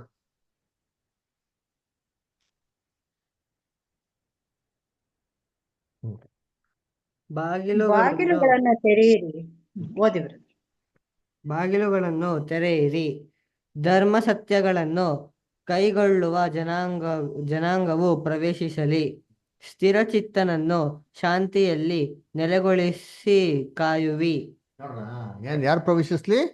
ಎಂತ ರಾಜ್ಯ ಅಂತೆ, ಎಂತ ಜನಾಂಗದವರು ಅದರ ಧರ್ಮಸತ್ಯಗಳನ್ನು ನೋಡ್ರ, ಏನಂತಾರೆ, the city of righteousness, the people of righteousness. ಇದು ನೀತಿ ನ್ಯಾಯನ ಏನ್ರಿ ಪರಿಪಾಲನೆ ಮಾಡಂತ ಜನಗಳು ಅವ್ರೇನಾಗ್ಲಿ, ಅವ್ರು ಈ ಒಂದು ಗೇಟ್ ಮುಖಾಂತರ ಬರಲಿ ಅಂತ ಹೇಳ್ತಾರೆ. ಅಂದ್ರೆ ಪಿತೃಗಳ ಮುಖಾಂತರ ಇಡೀ ಲೋಕದ ಜನಗಳಿಗೆ ಭೂಲೋಕದಲ್ಲಿ ಏನ್ ಮಾಡ್ತಾರೆ, ತನ್ನ ಒಂದು ಸಮಾಧಾನವನ್ನು ಏನ್ ಮಾಡ್ತಾರೆ, ಅವರು ಕೊಡ್ತಾರೆ. ಅದರ ಸರಿ, ರೆವಲ್ಯೂಷನ್ 21:14 ಓದ್ರಿ. 21:14 ಪ್ರಕಟಣೆ. ಪಟ್ಟಣದ ಪ್ರಾಕಾರಕ್ಕೆ 12 ಅಸ್ತಿವಾರಗಳಿದ್ದವು. ಅವುಗಳ ಮೇಲೆ ಯಜ್ಞದ ಕುರಿಯಾದ ಆತನ 12 ಮಂದಿ ಅಪೊಸ್ತಲರ ಹೆಸರುಗಳು ಇದ್ದವು. ನೋಡ್ರ, ಈ ಒಂದು ಅಸ್ಥಿಭಾರ ಇತ್ತಂತೆ ರೀ. ಈ ಅಸ್ಥಿಭಾರದ ಮೇಲೆ 12 ಜನ ಅಪೋಸ್ತಲಸ್ ಬರ್ದಿತ್ತು ಅಂತ ಹೇಳ್ತಾರೆ. ನಮ್ಗೆ ಚೆನ್ನಾಗಿ ಗೊತ್ತು. 1 ಕೊರಿಂಥ 3ನೇ ಅಧ್ಯಾಯ ಹೇಳ್ಬೇಕಾದ್ರೆ, ಕ್ರಿಸ್ತನಲ್ದ್ರೆ ಬೇರೆ ಇನ್ಯಾರು ಅಸ್ಥಿಭಾರ ಹಾಕೋದಕ್ಕೆ ಸಾಧ್ಯ ಇಲ್ಲ. ಯಾರು ಏನಾರೋ ಕಟ್ಟಿದ್ರೆ ಈ ಅಸ್ಥಿಭಾರದ ಮೇಲೆ ಕಟ್ಟಬೇಕು. ಚಿನ್ನ ಬೆಳ್ಳಿ ರತ್ನಗಳು ಹುಲ್ಲು ಆಪ ಕಟ್ಟಿಗೆಗಳ ಮುಖಾಂತರ ಕಟ್ಟಬೇಕು. ಅವ್ರು ಏನು ಕಟ್ತಾರೋ ಆ ಒಂದು ಕೆಲಸಗಳೇನ್ ಮಾಡ್ತಾರೆ, ವ್ಯಕ್ತಪಡಿಸ್ತಾರೆ. ಅದು ಬೆಂಕಿ ಮುಖಾಂತರ ಪ್ರಕಟಣೆ ಆಗ್ತಾರೆ ಅಂತ ನೋಡ್ತೀರಿ. ಸೊ ಅದನ್ನ ಬೆಂಕಿಗೆ ಹಾಕ್ಬೇಕಾದ್ರೆ ಯಾವ ಒಂದು ಗುಣಗಳು ಉಳಿತದೋ ಆ ಒಂದು ಗುಣದ ಒಂದು ರೂಪದಲ್ಲಿ ಅವ್ರಿಗೆ ಪುರಸ್ಕಾರ ಕೊಡಲ್ಪಡ್ತಾರೆ. ನಾವೇನ್ ಮಾಡಿದ್ವಿ, ಬೈಬಲ್ ಕ್ಲೀನಾಗಿ ಓದಿದ್ವಿ. ಹಂಗಾದ್ರೆ ಏನಂತ ಅರ್ಥ ಅಂದ್ರೆ, ಕ್ರಿಸ್ತನೇ ಫೌಂಡೇಶನ್, ಅದ್ರ ಮೇಲೆ ಆಗಿರೋದು ಈ ಫೌಂಡೇಶನ್ ಅಲ್ಲಿ ಇರೋದು. ಅದರ ಸರಿ ಎಷ್ಟಿದೆಪ್ಪ ಫೌಂಡೇಶನ್ ಅಂತಂದ್ರೆ 12 ಇರೋದ್ರಿ. 14, 15, 20 ಏನ್ರಿ, ಅದೆಲ್ಲ ಏನೂ ಕೊಡ್ಲೇ ಇಲ್ಲ ರೀ. ಅದಕ್ಕೆ ಸಭೆ ಅಪೋಸ್ತಲಸ್ ಎಷ್ಟು ಜನಪ್ಪ ಅಂದ್ರೆ ಎಷ್ಟಿರೋದು? 12 ಇರೋದು. ಅದರ ಓದಿ ಮ್ಯಾಥ್ಯೂ 19:28. ಮ್ಯಾಥ್ಯೂ 19:28.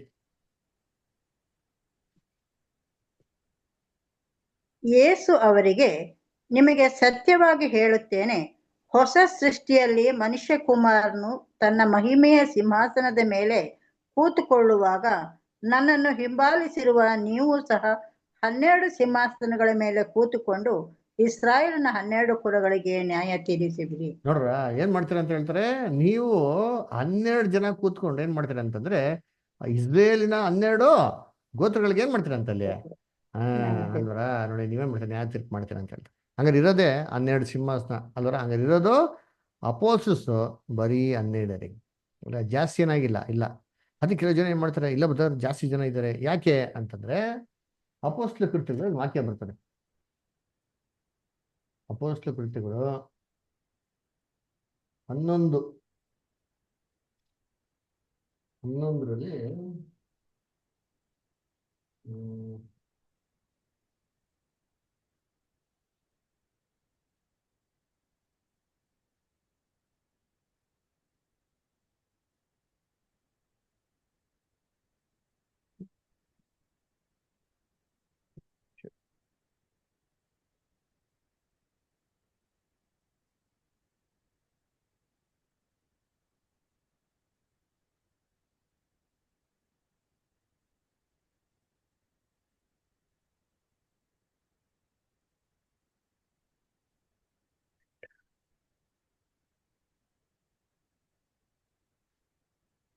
ಒಂದು ನಿಮಿಷ ಹಂಗೆ ಇರಿ.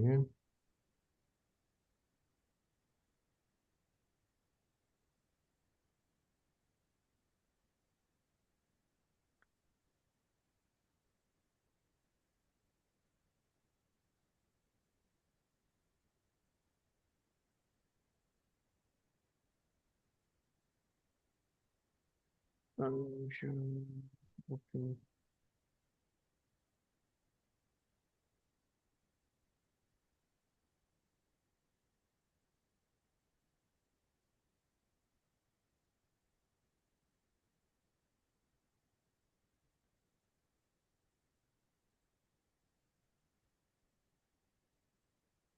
1 ಮಿನಿಟ್.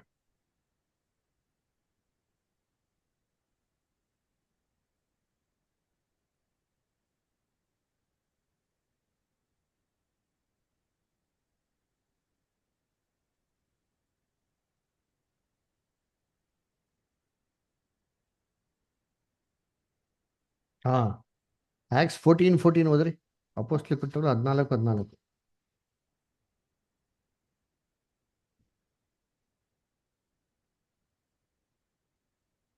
14:14. ಕರೆಕ್ಟ್. ಇದನ್ನು ಕೇಳಿ ಅಪೋಸ್ತಲರಾದ ಬಾರ್ನಬ ಪೌಲರು ತಮ್ಮ ವಸ್ತ್ರಗಳನ್ನು ಹರಕೊಂಡು ಜನರ ಗುಂಪಿನೊಳಗೆ ಕೂಗುತ್ತಾ ನುಗ್ಗಿ, ಸರಿ. ಜನರೇ, ಇಲ್ಲಿ ನೋಡ್ಬೇಕಾದ್ರೆ ನೋಡಿದ್ರೆ ಏನ್ ಹೇಳ್ತಾರೆ, ಅಪೊಸ್ತಲಸ್ ಆಗಿರಂತ ಪೌಲನು ಬರ್ನಬನು ಅಂತ ಹೇಳ್ತಾರೆ. ಕರೆಕ್ಟಾ? ಅಬ್ಸರ್ವ್ ಮಾಡ್ತಾರೆ. ಅದಕ್ಕೆ ಎಷ್ಟು ಜನ ಮಾಡ್ತಾರೆ ನೋಡು, ಬರ್ನಬಾಸ್ ಕೂಡ ಒಬ್ಬ ಏನಾಗಿ ಅಪೋಸ್ಟ್ಲ್ ಆಗೋರೆ. ಅಪೋಸ್ಟ್ಲ್ ಕೃತ್ಯಗಳು 1ನೇ ಅಧ್ಯಾಯದಲ್ಲಿ ಚೀಟಿ ಹಾಕಿದ್ರೆ ಮತ್ತೇನ್ ಕೂಡ ಏನಾಗಿದ್ದಾನೆ, ಒಬ್ಬ ಅಪೋಸ್ಟ್ಲ್ ಆಗಿದ್ದಾನೆ. ಅಂದ್ರೆ ಅಪೋಸ್ಟ್ಲ್ ಪೌಲ್ ಬಿಟ್ಟು ಬೇರೆ ಅಪೋಸ್ಟಲ್ಸ್ಗಳು ಏನಾಗಿದ್ದಾರೆ ಅಂತ ಅರ್ಥ. ಆಕ್ಚುಲಿ ಅಪೋಸ್ಟ್ಲ್ ಅನ್ನೋ ಪದಕ್ಕೆ ಅರ್ಥ ಏನಪ್ಪಾ ಅಂದ್ರೆ ಸೆಂಟ್ ಫೋರ್ತ್ ಒನ್ಸ್, ಕಳಿಸಿಕೊಳ್ಳಲ್ಪಟ್ಟವರು ಅಂತ.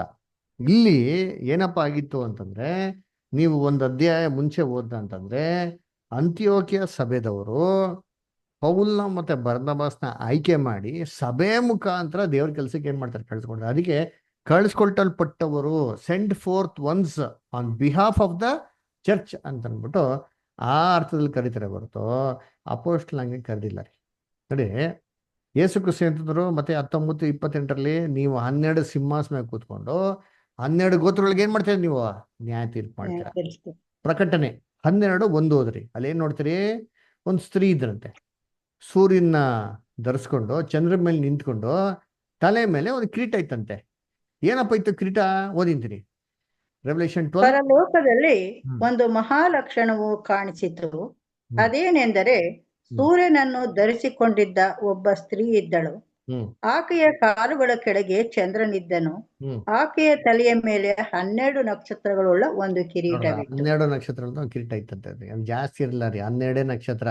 12+1 12+2 ಅಂತ ಏನೂ ಕೊಡಲಿಲ್ಲ. ಹಂಗಾರೆ ಅಪೋಸಿಟ್ ಇರೋದು 12 ಜನ. ಅದಕ್ಕೆ ಪ್ರಕಟಣೆಯಲ್ಲಿ ಕ್ಲಿಯರ್ ಪ್ರೂಫ್ ನಮ್ಗೆ ಮಾಡೋರೆ, ಕೊಟ್ಟವ್ರೆ. ಇವಾಗ ರೆವಲ್ಯೂಷನ್ 21:15 ಓದಿ ಯಾರಾದ್ರು. ಪ್ರಕಟಣೆ 21:15. ಆ ಪಟ್ಟಣವನ್ನು, ಅದರ ಬಾಗಿಲುಗಳನ್ನು, ಅದರ ಪ್ರಾಕಾರವನ್ನು ಅಳತೆ ಮಾಡುವುದಕ್ಕಾಗಿ ತನ್ನ ಕೈಯಲ್ಲಿ ಚಿನ್ನದ ಅಳತೆ ಕೋಲನ್ನು ಹಿಡಿದಿದ್ದನು. ನೋಡ್ರ, ಒಬ್ಬ ದೇವತೆ ಬರ್ತಾರಂತೆ. ಅವ್ರ ಕೈನಲ್ಲಿ ಏನಪ್ಪ ಇತ್ತು ಅಂದ್ರೆ ಒಂದು ಚಿನ್ನದ ಅಳತೆ ಕೋಲ್ ಇತ್ತಂತೆ. ಅದನ್ನ ಇಟ್ಕೊಂಡು ಈ ನಗರನ ಏನ್ ಮಾಡ್ತಂತೆ, ಮೆಜರ್ಮೆಂಟ್ ಮಾಡಕ್ ಬಂದ್ರು ಅಂತ ಹೇಳ್ತಾರೆ. ಅದರ ಈ ನಗರ ಯಾವುದು ನೋಡಿದ್ರೆ ಸಭೆ. ಅದರ ಸರಿ, ಇವಾಗ ಸಭೆನ ಅಳತೆ ಮಾಡೋದು ಹೇಗೆ? ಇವಾಗ ನಮ್ಮನ್ನ ನಾವು ಅಳತೆ ಮಾಡ್ಕೊಳೋದು ಹೆಂಗೆ? ನಾವು ಹೆಂಗ್ ಅಳತೆ ಮಾಡ್ಕೊಂತೀವಿ? ನಮ್ಮನ್ನ ನಾವೇ ಹೆಂಗ್ ಅಳತೆ ಮಾಡ್ಕೊಬೋದು? ನಾವು ನಮ್ಮನ್ನ ನಾವೇ ಹೆಂಗ್ ಅಳತೆ ಮಾಡ್ಕೊಬೋದು? ಹೆಂಗ್ ಅಳತೆ ಮಾಡ್ಕೊಬೇಕು? ಸ್ಪಿರಿಚುವಲ್ ಆಗಿರೋರು, ಕಾನ್ಸಂಟ್ರೇಟ್ ಮಾಡ್ಕೊಂಡಿರೋರು ನಮ್ಮ ಅಳತೆನ ಹೆಂಗ್ ಮಾಡ್ಕೊಬೇಕು? ಎಕ್ಸಾಂಪಲ್, ಲೋಕದಲ್ಲಿ ಇವಾಗ ನಾವು ಏನು ಸಮಾಜದಲ್ಲಿ ನಾವು ನಮ್ಮನ್ನ ಅಳತೆ ಮಾಡ್ಕೊಬೇಕು. ಹೆಂಗ್ ಅಳತೆ ಮಾಡ್ಕೊತಾರೆ? ತನಗಿರೋಂಥ ಎಜುಕೇಶನ್, ತನಗಿರೋಂಥ ಸೊಸೈಟಿಯಲ್ಲಿ ಸ್ಟೇಟಸ್ಸು, ತನಗಿರೋಂಥ ಆಸ್ತಿ ಅಂತಸ್ತು, ಇದ್ರ ಮೇಲೆ ಮಾಡ್ತಾರೆ ಅವರು. ತಾನೇ ಅಳತೆ ಮಾಡ್ಕೊತಾರೆ. ಒಬ್ಬ ರೌಡಿ, ಒಬ್ಬ ಕೆಟ್ಟ ಮನುಷ್ಯ, ಅವನಿಗಿರೋಂಥ ಅವ್ನು ಕೆಟ್ಟತನದಲ್ಲಿ ಏನ್ ಮಾಡ್ತಾವನು, ಅವನು ತನ್ನ ಅಳತೆ ಮಾಡ್ಕೊತಾನೆ. ಅದರ ಒಂದು ದೊಡ್ಡ ಅಧಿಕಾರದ ವ್ಯಕ್ತಿ ತನಗಿರೋಂಥ ಅಧಿಕಾರದಲ್ಲಿ ಏನ್ ಮಾಡ್ತಾವ, ತಾನೇ ಅಳತೆ ಮಾಡ್ಕೊತಾನೆ. ದೇವ್ರ ಮಕ್ಕಳು ತಮ್ಮನ್ನ ಯಾವುದರ ಆಧಾರದ ಮೇಲೆ ಅಳತೆ ಮಾಡ್ಕೋಬೇಕು? ಕ್ರಿಸ್ತನ ಸ್ವಾರೂಪ್ಯ. ಕ್ರಿಸ್ತನ ಸ್ವಾರೂಪ್ಯ. Very good. ಈ ಕ್ರಿಸ್ತನ ಸ್ವಾರೂಪ್ಯಗೆ ಒಂದು ಮೆಜರ್ಮೆಂಟ್ ಗೇಜ್ ಇರ್ಬೇಕಲ್ಲ. ಇವಾಗ ನಾವೇನು ತಿಳ್ಕೊಬೋದು, ನಾನು ಕ್ರಿಸ್ತನ ಸ್ವಾರೂಪ್ಯ ಅಂತ ನಾನು ತಿಳ್ಕೊಬೋದು, ಆಕ್ಚುಲ್ ಆಗಿ ಇರಲ್ಲ. ಅರೆ ನಮ್ಗೊಂದು ಸ್ಕೇಲ್ ಬೇಕಲ್ಲ, ಒಂದು ಮೆಜರ್ಮೆಂಟ್ ಸ್ಕೇಲು. ಆ ಮೆಜರ್ಮೆಂಟ್ ಸ್ಕೇಲ್ ಯಾವ್ದು? ನಮ್ಮ ಅಳತೆ ಮಾಡೋದು ಯಾವುದು? ಒಂದು ಕ್ರಿಸ್ತನ ಸ್ವರೂಪ ಅಷ್ಟಿಷ್ಟು ಅಳತೆ ಇರಬೇಕು ಅಂತ ಫಿಕ್ಸ್ ಆಗ್ಬಿಟ್ಟಿದೆ. ಆದ್ರೆ ಆ ಅಳತೆಗೆ ನಾವು ಬೆಳೆದಿದ್ರೋ ಇಲ್ವೋ ಅಂತ ಚೆಕ್ ಮಾಡೋದಿಕ್ಕೆ ನಮ್ಮ ಹತ್ರ ಇರೋಂಥ ಒಂದು ಮೀಟರ್ ಯಾವುದು? ನಂಬಿಕೆ, ವಿಶ್ವಾಸ, ನೀತಿ ವಸ್ತ್ರ, ಅಂತ. ನೀತಿಯ ವಸ್ತ್ರ. ಸರಿ, ಇನ್ನು ಸ್ವಲ್ಪ ಯೋಚನೆ ಮಾಡಿ. ನಮ್ಗೆ ನೀತಿ ವಸ್ತ್ರ ಮುಖಾಂತರ ನಮ್ಮ ನಾವೇ ಅಳತೆ ಮಾಡ್ಕೊಳಕ್ ಸಾಧ್ಯನಾ? ನಮ್ಮ ನಂಬಿಕೆ ಮುಖಾಂತರ ಅಳತೆ ಮಾಡ್ಕೊಬೋದಾ? ದಿನ ಯೋಚನೆ ನಾವು ಸರಿ ನಡೀತಾ ಇದೀವ ಅಂತ, ಕರೆಕ್ಟ್, ದೇವರ ಪ್ರಕಾರ ಜೀವಿಸ್ತಿದೀವ ಅಂತ. Very good. ನಾವು ದೇವ್ರ ಪ್ರಕಾರ ಜೀವಿಸ್ತಾ ಇದಿರಲ್ಲ ಅಂತ ಅಂದ್ಬಿಟ್ಟು ನಾವು ಯಾವ್ದ್ರ ಮುಖಾಂತರ ಮೆಜರ್ಮೆಂಟ್ ಮಾಡೋದು? ನೀವೆಲ್ಲ ಹೇಳೋದು ಸತ್ಯನೇ. ಅಂದ್ರೆ ನಮ್ಮ ಗುಣ ಸ್ವಭಾವ ನಾವೇ ಅದನ್ನ ಸರಿ ಮಾಡ್ಕೊಳ್ತಾ ಬರ್ಬೇಕು, ದಿನ ದಿನ ಇನ್ನೂ ಹೆಚ್ಚಾಗಿ ಬೆಳಿಬೇಕು ಅಂತ. ಯಾವ್ದ್ರ ಮೇಲೆ ಬದಲ್? ವಾಕ್ಯ ಪ್ರಕಾರ, ವಾಕ್ಯದ ಆಧಾರದ ಮೇಲೆ ನಾವು ಏನೇ ಗುಣ ಬೆಳೆಸ್ಕೊಂಡ್ಲಿ, ನಮ್ಗೆ ಏನೇ ನಂಬಿಕೆ ಇರಲಿ, ನಮ್ಗೆ ಏನೇ ನೀತಿ ವಸ್ತ್ರ ಇರಲಿ, ನಮ್ಗೆ ಏನೇ ವಿಶ್ವಾಸ ಇರಲಿ, ಇದೆಲ್ಲ ನಾವು ಮೆಜರ್ಮೆಂಟ್ ಮಾಡೋದು ಯಾವ್ದ್ರ ಮೇಲೆ? ವಾಕ್ಯದ ಆಧಾರದ ಮೇಲೆ. ಹಂಗಾದ್ರೆ ಡಿವೈನ್ ಮೆಜರ್ಮೆಂಟ್ ಅದರ ರಾಡ್ ಅಂತಂದ್ರೆ ದೇವರ ವಾಕ್ಯ. ಅಂದ್ರ ಎಫೆಸ ಪತ್ರಿಕೆ 4:13 ಓದಿ. ಎಫಿಷಿಯನ್ಸ್ 4:13.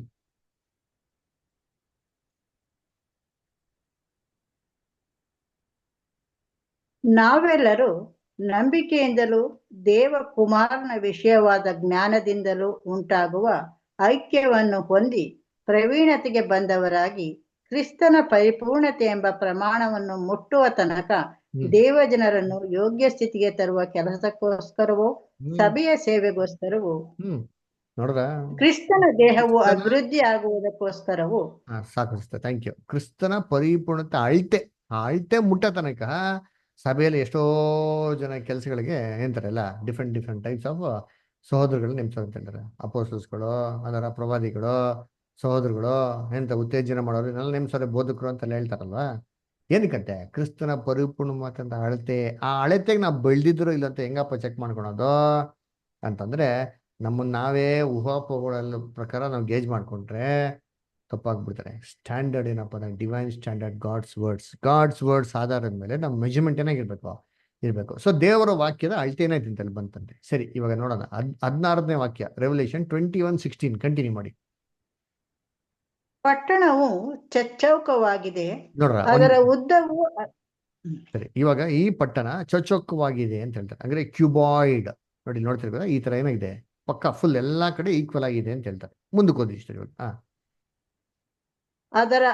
ಅದರ ಉದ್ದವು ಅದರ ಅಗಲದಷ್ಟಿದೆ. ಓಕೆ, ಅವನು ಆ ಪಟ್ಟಣವನ್ನು. ಓಕೆ, ಒಂದ್ ನಿಮಿಷ ಸರ್. ಅದರ ಉದ್ದವು ಅಗಲದಷ್ಟಿದೆ ಇಲ್ಲಿ ನೋಡ್ತೀವಿ ಗೊತ್ತಾ, ಈ ತರ. ಇದಕ್ಕೆ ಬೆಸ್ಟ್ ಎಕ್ಸಾಂಪಲ್ ಅರ್ಥ ಮಾಡ್ಕೊಬೇಕಂದ್ರೆ, ನಾವು ದೇವ್ರ ದರ್ಶನ ಗುಡಾರದಲ್ಲಿ ಮಹಾಪುರುಷ ಸ್ಥಳ ನೋಡಿದಿರಿ ಗೊತ್ತಾ, ಎಲ್ಲಾ ಕಡೆ ಈಕ್ವಲ್ರಿ. 15 feet height, 15 feet length, 15 feet breadth, perfect cuboid. ಇದು ದೇವ್ರಿಗಿರಂತ ಪರಿಪೂರ್ಣವಾದಂತ ಗುಣಲಕ್ಷಣಗಳನ್ನ ವ್ಯಕ್ತಪಡಿಸ್ತಾರೆ. ಅವರ ಗುಣಲಕ್ಷಣಗಳು ಯಾವುದು ಕುಂದು ಕೊರತೆ ಇಲ್ಲ, ಎಲ್ಲ ಪರ್ಫೆಕ್ಟ್ ಆಗಿ ಏನಾಗಿದೆ ಇದೆ. ಅದಕ್ಕೆ ಹೇಳಿದ ಯೇಸು ಕ್ರಿಸ್ತು, be you perfect even as my father in heaven is perfect. ಆಮೇಲೆ ಕಂಟಿನ್ಯೂ ಮಾಡಿ ಇಷ್ಟ ಇವಾಗ ಪ್ರಕಟಣೆ. ಅವನು ಆ ಪಟ್ಟಣವನ್ನು ಕೋಲಿನಿಂದ ಅಳತೆ ಮಾಡಿದನು. ಅಳತೆಯು 1200 ಮೈಲಿಯಾಯಿತು. ನೋಡ್ರ, ಅದರ ಉದ್ದವು ಓದಿ. ಅದರ ಉದ್ದವು ಅಗಲವು ಎತ್ತರವು ಸಮವಾಗಿತ್ತು. ಅದರ ಇಲ್ಲಿ ಏನ್ ಮಾಡ್ತಾರೆ, 12 ಮೈಲಿ ಅಂತ ಕೊಟ್ಟಿದ್ದಾರೆ. ಆಕ್ಚುಲಿ 1200 ಮೈಲಿ ಅಂತ ಕೊಟ್ಟಾರೆ. 1200 ಅಂದ್ರೆ 1200 ಮೈಲ್ ಆಗೋಯ್ತು. ಅದು ರಾಂಗ್ ರೀ ಆಕ್ಚುಲಿ ಕನ್ನಡದಲ್ಲಿ ಕೊಟ್ಟಿರೋದು. ಆಕ್ಚುಲಿ ಇಂಗ್ಲೀಷ್ ಬರ್ತಾರೆ 12,000 ಫರ್ಲಾಂಗ್ಸ್ ಅಂತ ಬರ್ತಾರೆ. ಏನಪ್ಪಾ ಇದು ಅಂತಂದ್ರೆ, ಒಂದೊಂದು ಗೋಡೆಯ ಒಂದೊಂದು ಎಡ್ಜ್ ಅದರ ಏನ್ರಿ, ಈ ಒಂದು ಇದೆ ನೋಡಿ, ಪರ್ಫೆಕ್ಟ್ ಕ್ಯೂಬಾಯ್ಡ್ ಅಂತ ನೋಡಲ್ಲ, ಈ ಒಂದೊಂದು ಮೂಲೆ ಒಂದೊಂದು ಎಡ್ಜ್ ಇದೆ ಗೊತ್ತಾ, ಇಂಗ್ಲಿಷ್ ಎಡ್ಜಸ್ ಅಂತ ಹೇಳ್ತಾರೆ. ಈ ಎಡ್ಜಸ್ಗಳು ಎಷ್ಟಿದೆ ಅಂದ್ರೆ 12,000 ಫರ್ಲಾಂಗ್ಸ್ ಇದೆ ಅಂತ ಹೇಳ್ತಾರೆ. ಇವಾಗ ಈ ಪರ್ಫೆಕ್ಟ್ ಕ್ಯೂಬಾಯ್ಡ್ ಅಲ್ಲಿ ಈ ಹೊಸ ಎದುರಿಸಲ್ಲಿ ಎಷ್ಟಿದೆ ಮೂಲೆಗಳು? ಸರಿ, ನಾನು ಹೇಳ್ಬಿಡ್ತೀನಿ ನೋಡಿ. 1 ಮೂಲೆ, 2, 3, 4, ಈ ತರ 4. ಆ ಕಡೆಗೆ 1 4, ಎಷ್ಟಾಯ್ತು? 8 ಆಯ್ತು. ಇನ್ನ ಐತೆ ನಿಂತೀನಿ ಎಲ್ಲಿ, ಇನ್ನ ಈ ಕಡೆಗೆ 9, 10, 11, 12. ಅಂದ್ರೆ 12 ಮೂಲೆಗಳಾಯ್ತು. ಒಂದೊಂದು ಮೂಲೆ ಎಷ್ಟಿದೆ ಅಂತೆ? 12,000 ಫರ್ಲಾಂಗ್ಸ್. 12,000 ಫರ್ಲಾಂಗ್ಸ್ ಇಂಟು 12 ಎಡ್ಜಸ್ ಮಾಡಿದ್ರೆ ನಮಗೆ ಬರೋಂಥ ಸಂಖ್ಯೆ ಏನಪ್ಪ ಅಂದ್ರೆ 1,44,000. ಅದು ನಮ್ಮ ಚಿಕ್ಕ ಹಿಂಡಿನ ಸಂಖ್ಯೆ. ಏನ್ ಮಾಡ್ತಾರೆ ಅದಕ್ಕೆ? ಹೊಸ ಯೆರೂಸಲೇಮ್ ಏನ್ರಿ, ಇದಕ್ಕೆ ಏನ್ ಮಾಡ್ತೇವೆ? ಒಂದು ಮೂಲೆ ಕಂಪೇರ್ ಮಾಡೋದು. ಸರಿ, ಇವಾಗ ನಾವು ಬರೀ ಮೂಲೆ ಏನ್ ಮಾಡಿದ್ರೆ ಲೆಕ್ಕ ಹಾಕಿದ್ರಿ. ಅದರ ಇಲ್ಲಿ ನಾವೇನ್ ನೋಡ್ತೀವಿ ಅಂದ್ರೆ, ಕೊನೆಯಲ್ಲಿ ಏನ್ ಹೇಳ್ತಾರೆ, ಇದರ ಅಗಲವು ಉದ್ದವು ಎತ್ತರವು ಏನಾಗಿತ್ತಂತೆ? ಸಮವಾಗಿತ್ತು. ಅಲ್ವರ ಇವಾಗ ನಾವು ಒಂದು ಜಾಗದ ಏರಿಯಾ ಲೆಕ್ಕ ಹಾಕ್ಬೇಕಾದ್ರೆ ಹೆಂಗ್ ಲೆಕ್ಕ ಹಾಕ್ತೀರಿ?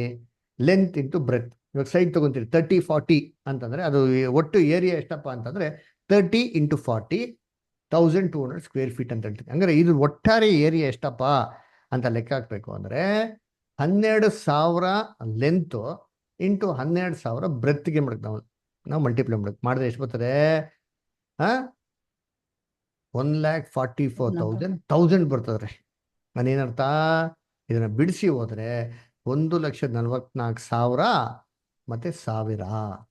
ಇದೇನಪ್ಪ ಅರ್ಥ ಅಂತಂದ್ರೆ 1,44,000 ಜನದ ಚಿಕ್ಕ ಹಿಂಡು ಕ್ರಿಸ್ತನೊಂದಿಗೆ 1000 ವರ್ಷ ಏನ್ ಮಾಡ್ತಾರೆ, ಆಳ್ವಿಕೆ ಮಾಡ್ತಾರೆ. ಅದಕ್ಕೆ ಈ ನಗರ ಹೆಂಗಪ್ಪ ಇತ್ತು, ಯಾವ ಮೆಟೀರಿಯಲ್ನ ಮಾಡಲ್ಪಟ್ಟಿತ್ತು, ಯಾವ ಲೋಹದಿಂದ ಮಾಡಲ್ಪಟ್ಟಿತ್ತು ಅಂತ ಹೇಳ್ಬೇಕಾರೆ ಸತ್ಯವೇದನೆ ಹೇಳ್ತಾರೆ ಇದು ಚಿನ್ನದಿಂದ ಮಾಡಲ್ಪಟ್ಟಿತ್ತು ಅಂತ ಹೇಳ್ತಾರೆ. ಎಲ್ಲಿ ಹೇಳ್ತಾರೆ?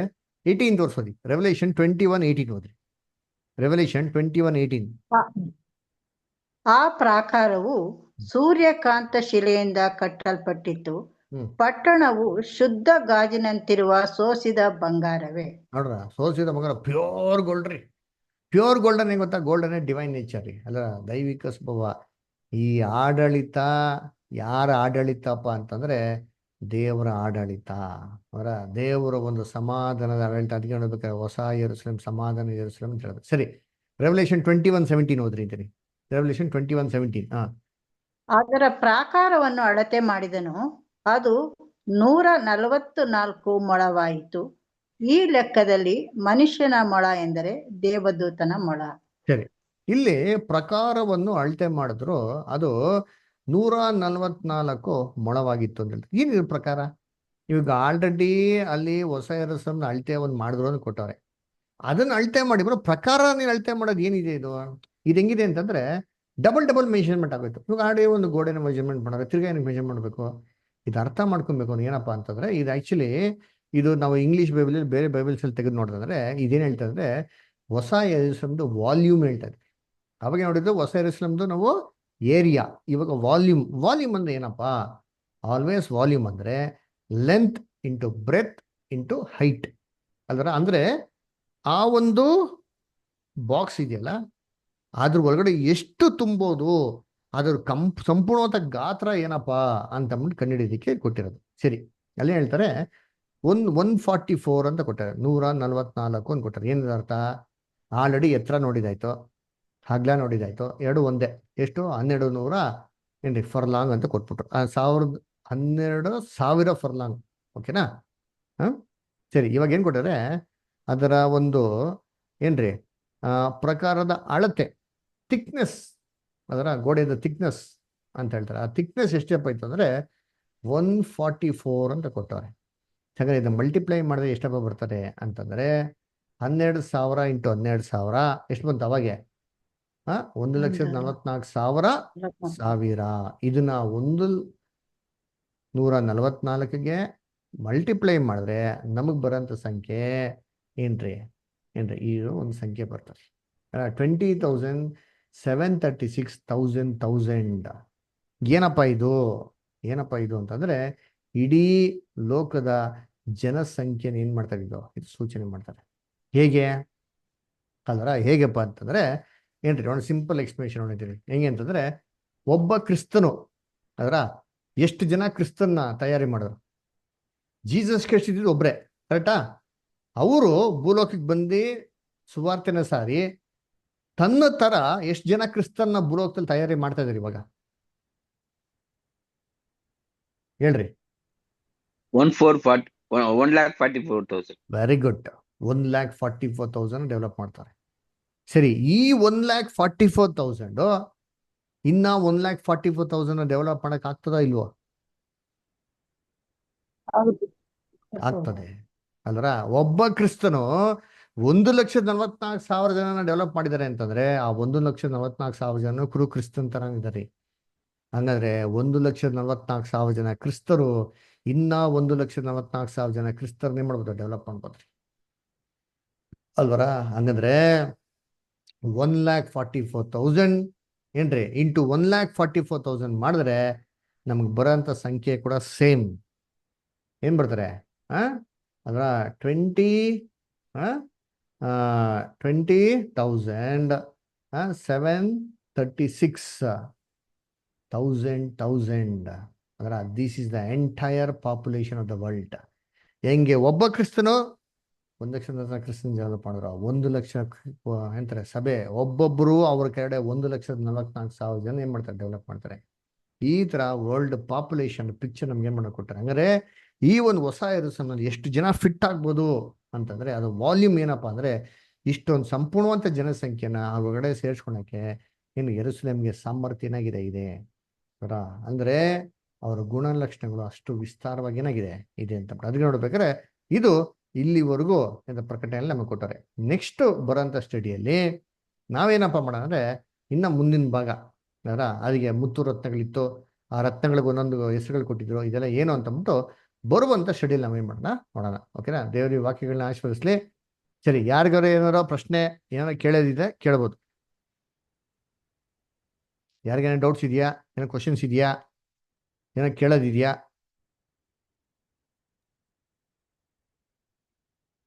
ಸರಿ, ಹಂಗಾರೆ ಯಾರಿಗೂ ಏನೋ ಪ್ರಶ್ನೆ ಇಲ್ದಿರೋದನ್ನ ನಾವೇನ್ ಮಾಡೋಣ, ಕೂಟನ ಅಂತ್ಯ ಮಾಡಿ ನಾವು ಕ್ಲೋಸ್ ಮಾಡೋಣ. ಒಂದು ಪ್ರಾರ್ಥನೆ ಮುಖಾಂತರ ನಾವು